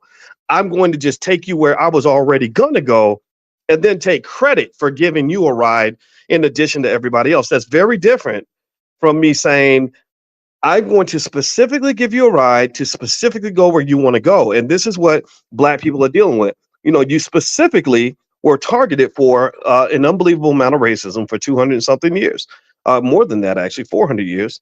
You were specifically targeted because of the color of your skin. They specifically robbed you of your economics. They specifically enslaved you. They weren't enslaving single moms. They weren't enslaving gay people. They were enslaving black people. We know these things. So they were specifically targeting you for all this racial abuse you've experienced. So you should be given a specific remedy. And the Democrats want to avoid the specific remedies. And that's the problem that you have on the Democrat side. Now, because I've got, I hope my wife will let me have 10 minutes to do this conversation, because I want to dig into this black jobs thing a little bit. And as I move on, do me a favor. Could you please hit the thumbs up button, thumbs up, share, subscribe. And just as an FYI, I have a new book out. It's called The 10 Commandments of Black Economic Power. Simple rules that if any family follows these rules, they will have a massive amount of generational wealth in less than 10 to 20 years. So if you want to take a look at that book, just feel free to go to drboycebooks.com. And also my wife is a licensed therapist and a full professor of social work, Dr. Alicia Watkins. And she also has workbooks on things like financial anxiety and dealing with financial trauma and ways that you can overcome. These are called solutions. I know we're not used to solutions, but that's what we talk about in the Black Business School. So feel free to go to drboycebooks.com. All right. So here's the deal. So Trump uses this term black jobs. And everyone kind of, gets in a tizzy about it. And again, I'm not a fan of Donald Trump. And I thought about this term. I said, what does that mean? What the hell is a black job? I don't know what that means. I felt the way a lot of people felt. I had to meditate on it. I had to sit back and literally look into the universe and talk to God and say, what the hell? What's a black job? Is it a job that is black? Is it a job that's just for black people? Is it a job that's occupied by a black person? And so I thought about it. And so here are my interpretations of the term black jobs. First off, a term's definition can change based on who's actually saying it. That's the first thing. It's based on perspective. As you guys know, when you come to financial consciousness training every morning, I talk to you all about perspective and also just kind of being able to empathize and see the world from different points of view. Okay. And so here's the deal. The term black jobs does not mean the same to everybody. The definition changes based on who's saying it. It also changes based on the perspective of the individual who is saying it. So let me break that down further. So it's almost like the N word, right? Like I hear a lot of people explaining that when a black person says the N word, it's different from when a white person says the N word. But when a white person says the N word, that might be different from when a white racist white person says the N word. And even when a black person says the N word, that's different from an angry black person saying the N word. Let me know if you're following this. Let me know if you're following this, right? If I say, "What's up, my nigga?" That's different from me saying, "Get out of my face, nigga." right? That's two different, the same guy, same race, it just means different things. If a white guy says it, you got the wiggers, the wiggers, the white guys who think they're black.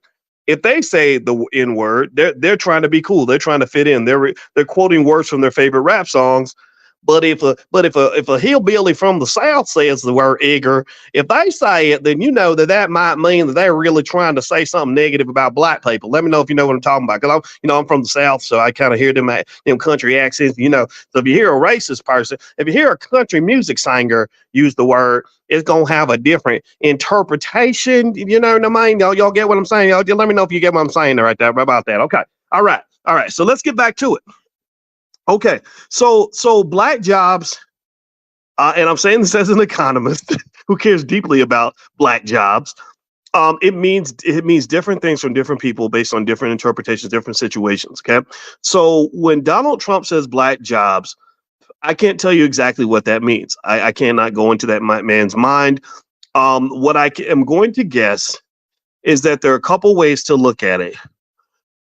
The worst interpretation of the term black jobs could be this. It could be that, there are certain jobs in society that are typically occupied by black people that most other people do not take, right? Just like there might be immigrant jobs or rich white people jobs, right? If you think about the job, if someone is wealthy and white and they say, my son got an internship this summer, okay, this is a rich white people job. So that's going to be maybe they're working at Goldman Sachs, or they're doing something with some exclusive bank and working with wealthy clients or whatever, right?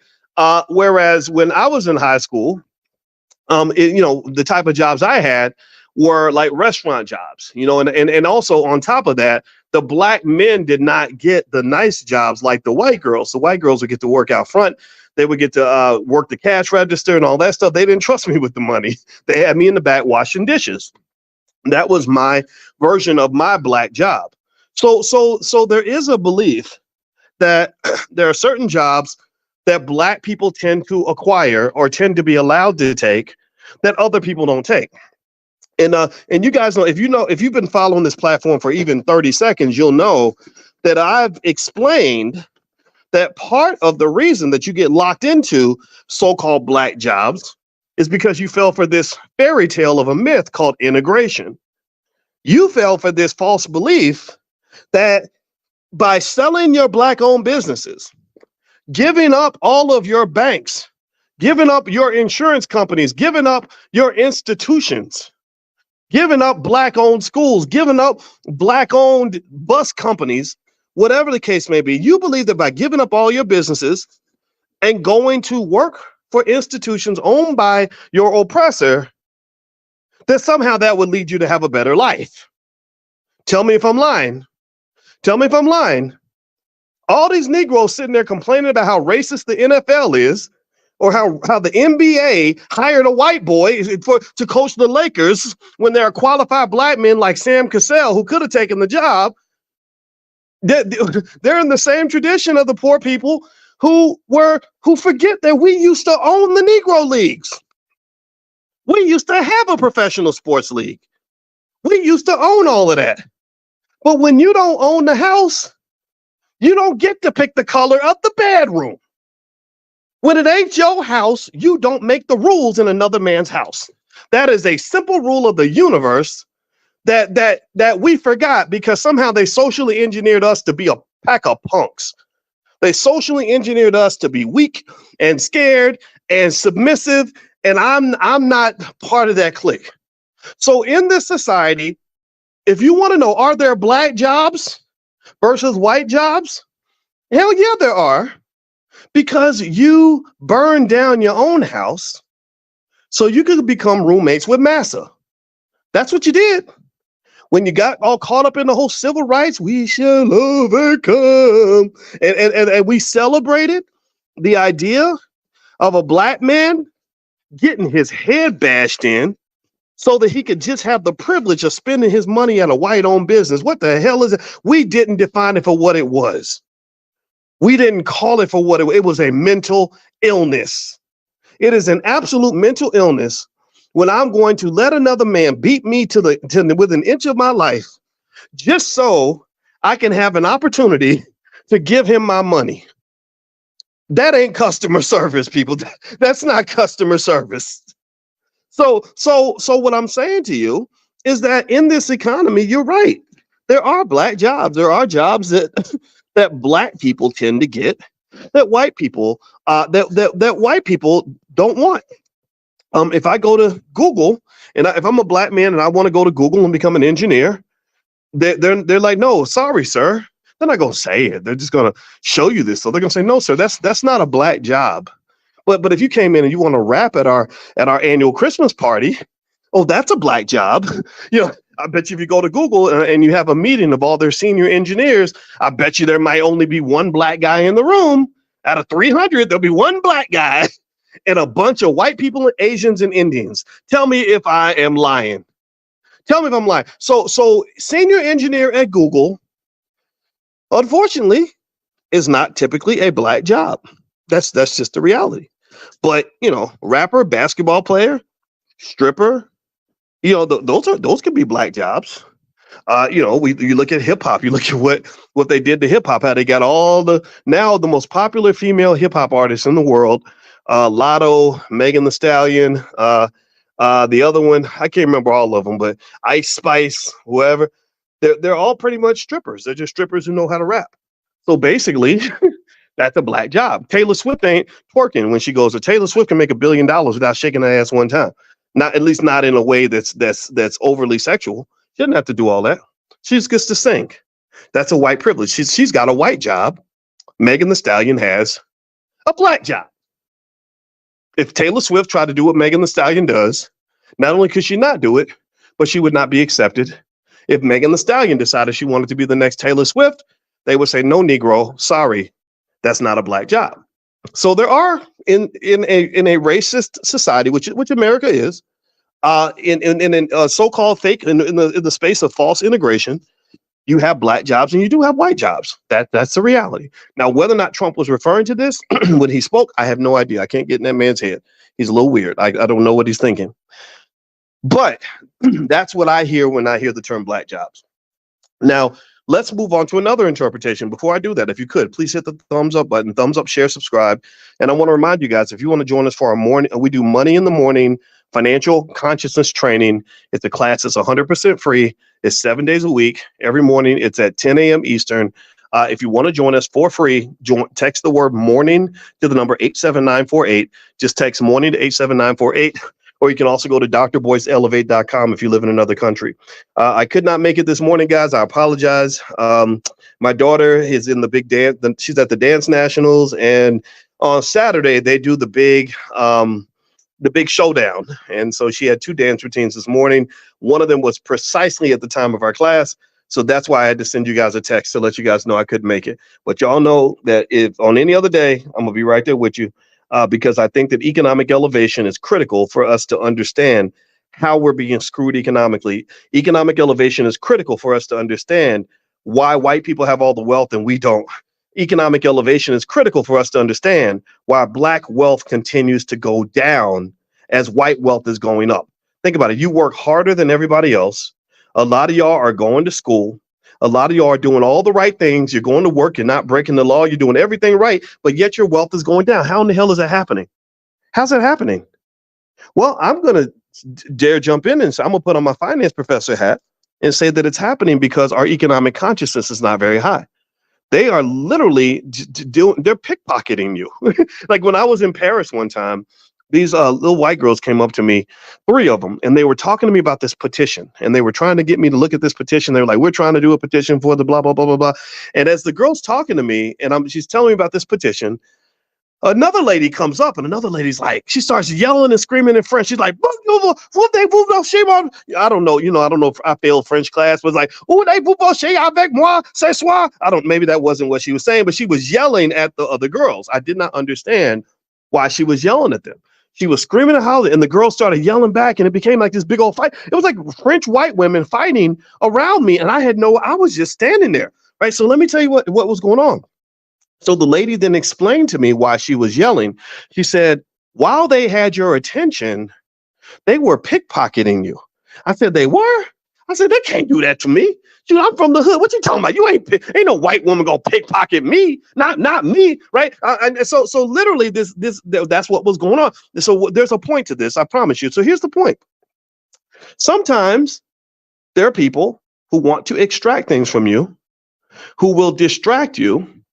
They will steal your consciousness. They will get you to be conscious of one thing and be unconscious about another thing. And all the while, they'll be pickpocketing you. So my argument, and I hope that you'll hear this, let me know if you're getting what I'm saying, is that Black wealth is being pickpocketed from our people, from our community, because our economic consciousness is not where it needs to be. So when somebody says the term Black jobs, and all we can do is sit there and get mad because we don't understand what a Black job is, or we think it's racist to say Black jobs, I really think that you want to go deeper than that. That's my point. I really think you want to go deeper than just, oh man, because they said Black jobs. Because seriously, if you're caught up in the Democrat Republican nonsense, that means that if you're a Democrat, you're only mad about the term Black jobs because Trump said it. You wouldn't be mad if Biden had said it, because Lord knows Biden was mumbling a whole bunch of other shit up there because that man is too old to be president, and you know it. Right. And if Biden has said Black jobs, the Democrats wouldn't be mad. And the Republicans would be the ones saying, oh, see, they're racist. They said the term Black jobs. Right. So get away from the Democrat Republican stuff, because that's all silly. So let me kind of give you another interpretation of the term Black jobs. So that first interpretation could be that there are certain jobs that are for Black people and other jobs that are not for people who are not Black. Like I mentioned, like me being a dishwasher. When I worked at the Hungry Pelican restaurant when I was 14 years old, that was a Black job. That was the kind of job the Black guys got. I didn't get to be a host to greet the customers. I didn't get to run the cash register because that was not a Black job. Another interpretation of the Black job term could be jobs that are just possessed by Black people. So if I say Black jobs, and my goal is not to be racist toward my own people, that will make me a weirdo. If I say the term Black jobs, what I would be referring to is all the jobs in our society that are controlled by Black people right now. So being a bus driver could be a Black job if a Black man has that job. Being a surgeon could be a Black job if a Black woman has that job. Being a nurse could be a Black job if a Black man has that job. Being a hostess at a restaurant can be a Black job, right? So any job owned or possessed by a Black person, because you don't own your job, by the way, your boss owns your job. Let's make sure you're clear about that. You're renting your job, or you're renting yourself to the job, however you want to look at it, but that's not yours, right? So when you die at your desk because they worked you into an early grave, they're going to replace you within a week and forget that you were ever there. So just make sure you understand that you don't own the job. You can't pass the job to your children. The best thing you can do for your children is put in a good word for the child and hopefully get the boss to draft your child, just like Bronny James got drafted by the Lakers because their father had put in years of good service for the company. All right. So whereas the owner of the Lakers doesn't have to ask anybody's permission if he wants to draft his son, when the owner of the Lakers drafted his children to come and work for the organization, he didn't have to ask for shit. He didn't have to go ask for anybody's permission. He didn't have to hope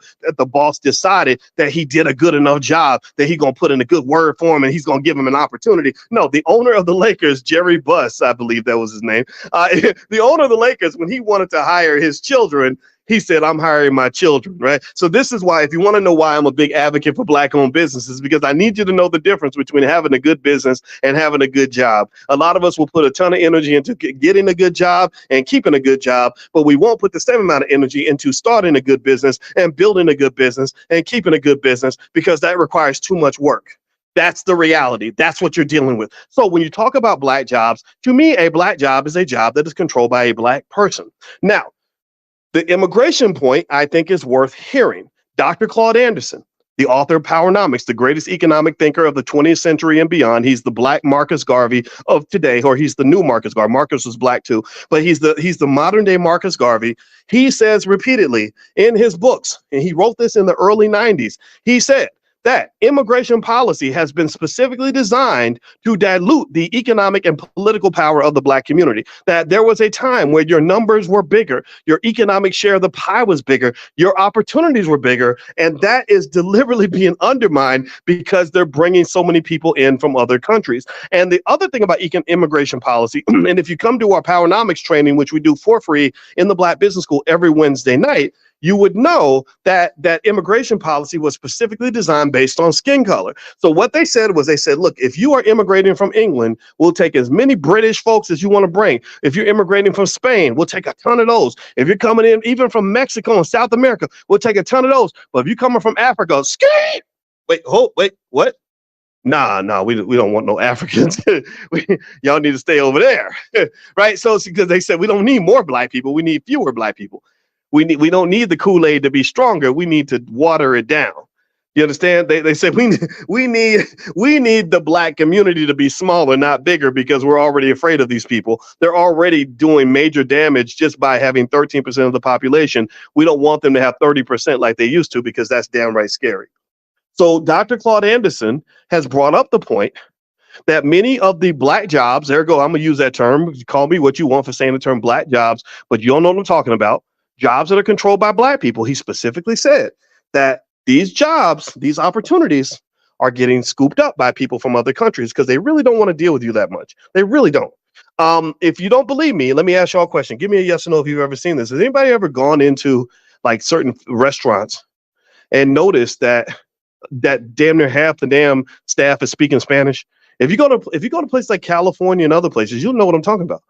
Has anybody ever noticed in your neighborhoods, like I see this in Chicago, construction sites where 40 years ago there would have been a bunch of black guys working on the construction project, but there are no black men over there. There are no black people over there. Has anybody noticed that?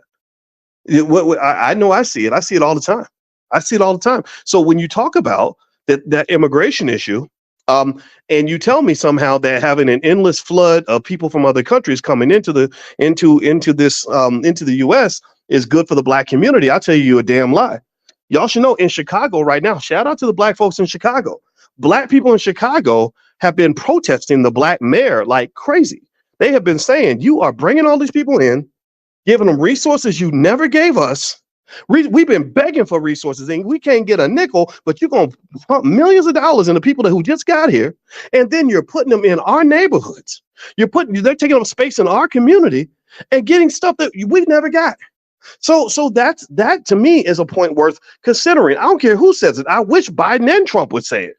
But perhaps the reason Trump is gaining leeway in the black community is because he is talking about it. I don't know if he's going to do anything about it, though. I don't know if I don't really think he's going to be an asset to the community. I think that if you want real power, you're going to have to fight for it. If you want real power, you're going to have to plan for it. If you want real power, you're going to have to build for it. If you don't build for it, fight for it, and plan for it, then you will not have it. No politician is going to give that to you. No Democrat's going to deliver that for you. No Republican is going to deliver that for you. Even the independent candidates ain't really going to deliver that for you. You have to deliver that for you. So this is my position. So when you talk about the term black jobs, I would say there's two major ways to look at that. There are jobs that typically black people have more access to in our society. It's a racist society. So there are certain jobs that they don't want you to have. There's certain places they don't want you necessarily being the boss. This is why black-owned businesses are so important, because in my company, every job is a black job.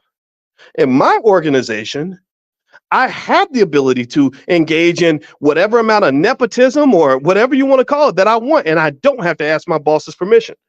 I don't make as much money as LeBron James, but if I want my child to play on the same team as me, I don't have to go ask Jerry Buss if it's okay for me to do right by my child. I don't have to do that. And so to me, I think that one thing that's missing from our community that we have to really consider is pride. Pride is deeper than money.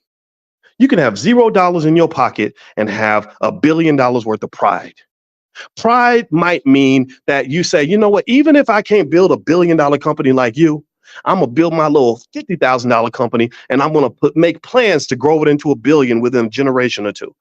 Your pride means that even if you tell me that the only options I have on this earth are Democrat or Republican, that I can either be treated like a slave or be treated like a super slave, I'm not taking either one of those options because I'm too proud to allow you to get me to live on my knees.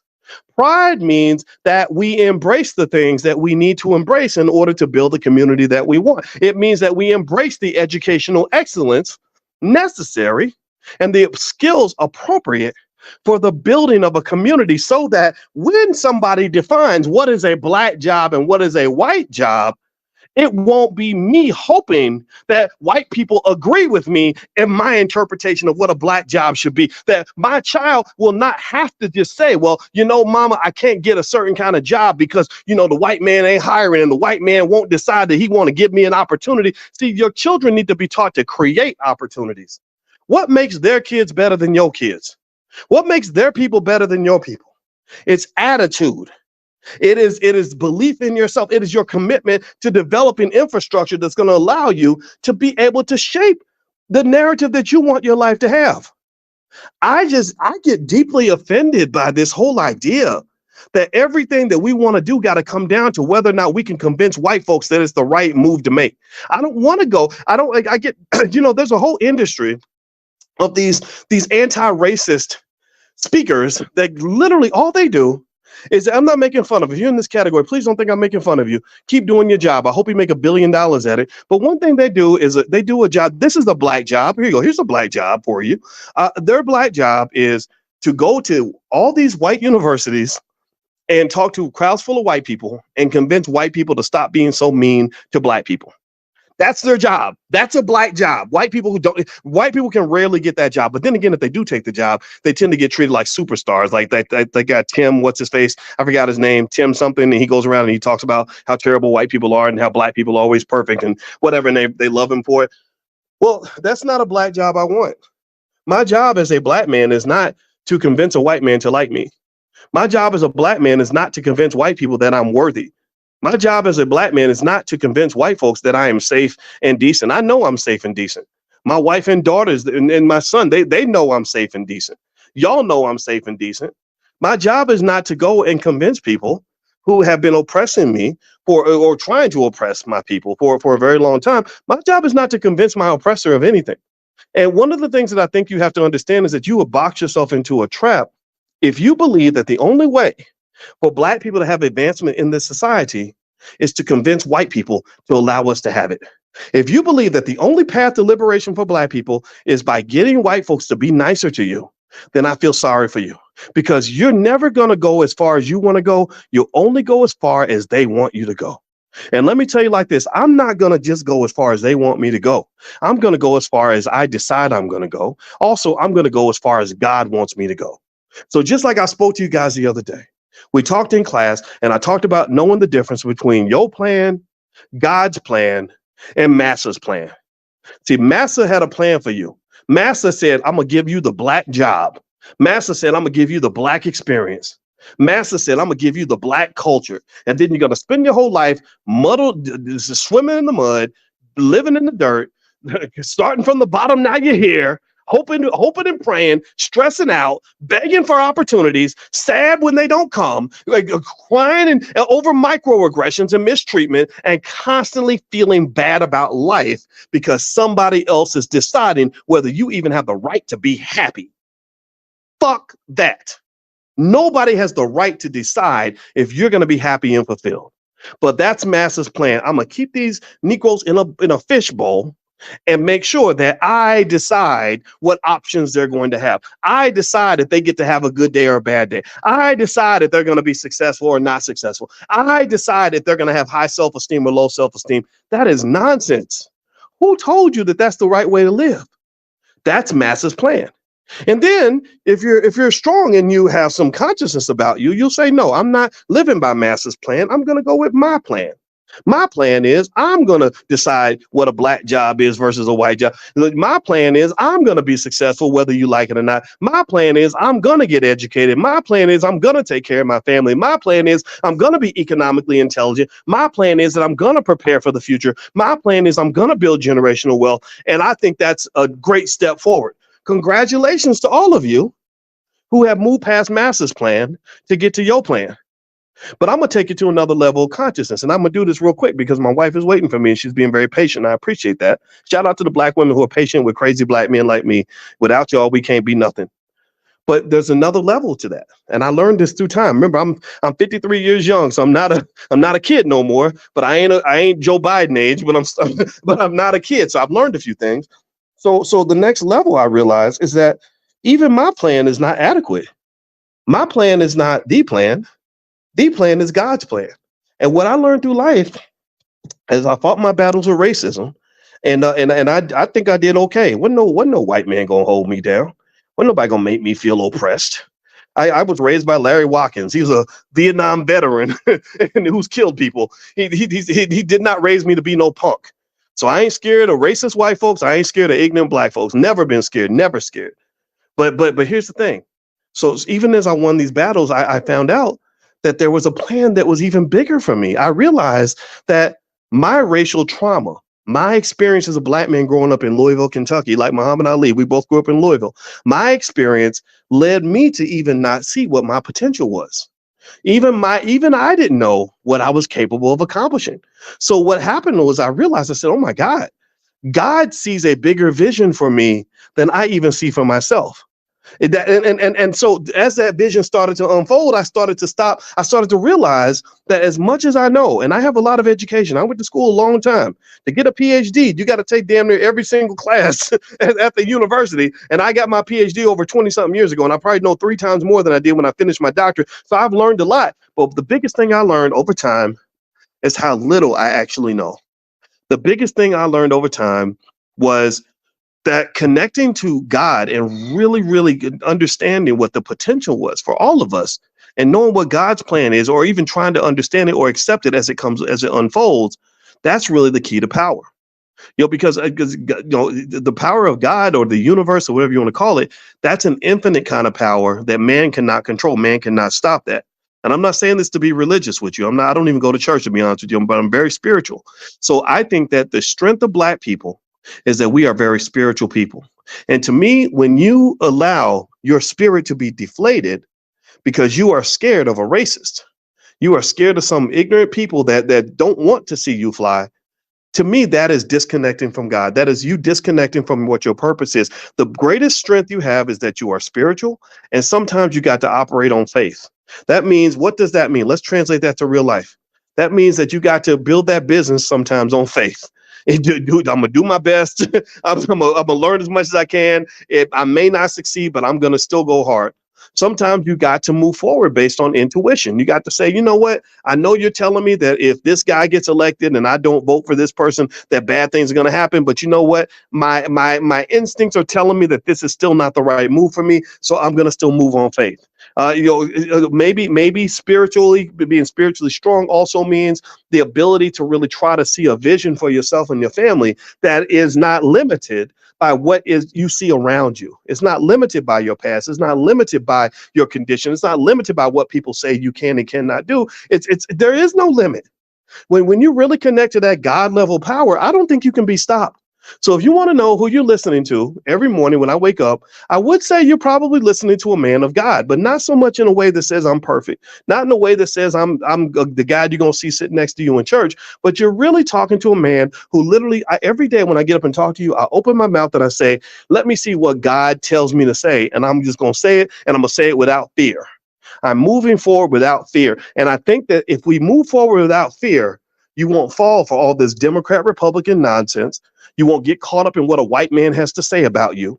You won't feel like your whole destiny and all your potential is put in some sort of bottle that was shaped by your oppressor. You'll know that the sky is the limit for anybody who truly moves forward on faith.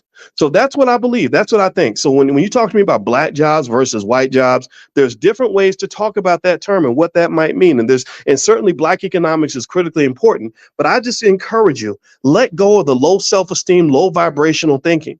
Let go of this whole idea of us operating in fear and operating under the expectation that we're going to be oppressed. Let's move forward by expecting the best of ourselves. Again, every time you get mad because a white man tells you got to take the black job over the white job, the question is you got to say, well, who's creating the damn jobs?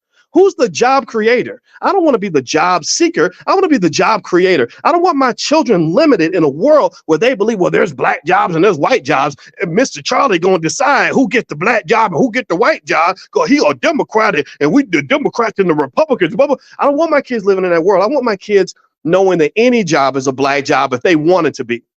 I don't want my kids thinking like, oh gosh, I hope somebody helps give me an opportunity. I want my kids to sitting back like Jerry Buss at the Lakers saying, I wonder if I'm going to give somebody an opportunity today. So this is a mindset. This does not have to do with how much wealth you have. It does not have to do with how long you went to school. Sometimes going to school too long can limit your thinking. Sometimes having wealth can make you just into a bigger slave. LeBron James is worth damn near $1 billion. And it's unfortunate that he, as wealthy and powerful as he is, still had to ask Jerry Buss's permission for them to draft his son. And the world I dream of is a world where LeBron owns the team and he drafts his own son and ain't got to ask nobody for nothing. Because remember, Jerry Buss did not have to ask for anybody's permission to bring his children on board. Am I right or am I right? Because from what I understand, he got his whole damn family working up in that front office and he didn't have to go ask LeBron for nothing. So that's a hierarchy, people. That is so LeBron has the black job. Jerry Buss has the white job. It's just LeBron's black job happens to pay a lot of money. His job is to be 6'8", 240 pounds with a 35-inch vertical. That's the black job. Jerry Buss's job was to sit back and raise a bunch of money and own a team so that he gets to make all the decisions. That's what a black job and a white job looks like. That's all I got to say. I'm getting out of here, guys. Thank you so much for listening. If you want to join us for our financial consciousness training that we do every single morning, it's a private Zoom. You can come in and just get your batteries charged for the day on what your economic plan is going to be. Just text the word morning, MORNING, to 87948. The number's on the screen. Text morning to 87948. Also, this podcast is on Spotify. I have other podcasts on Spotify. One is called Dr. Boyce Daily Stock Market, where I give regular updates on the stock market. I let you know stocks that I like, stocks that I'm buying, things like that. And in addition to that, last but not least, I hope you will join us at the All Black National Convention.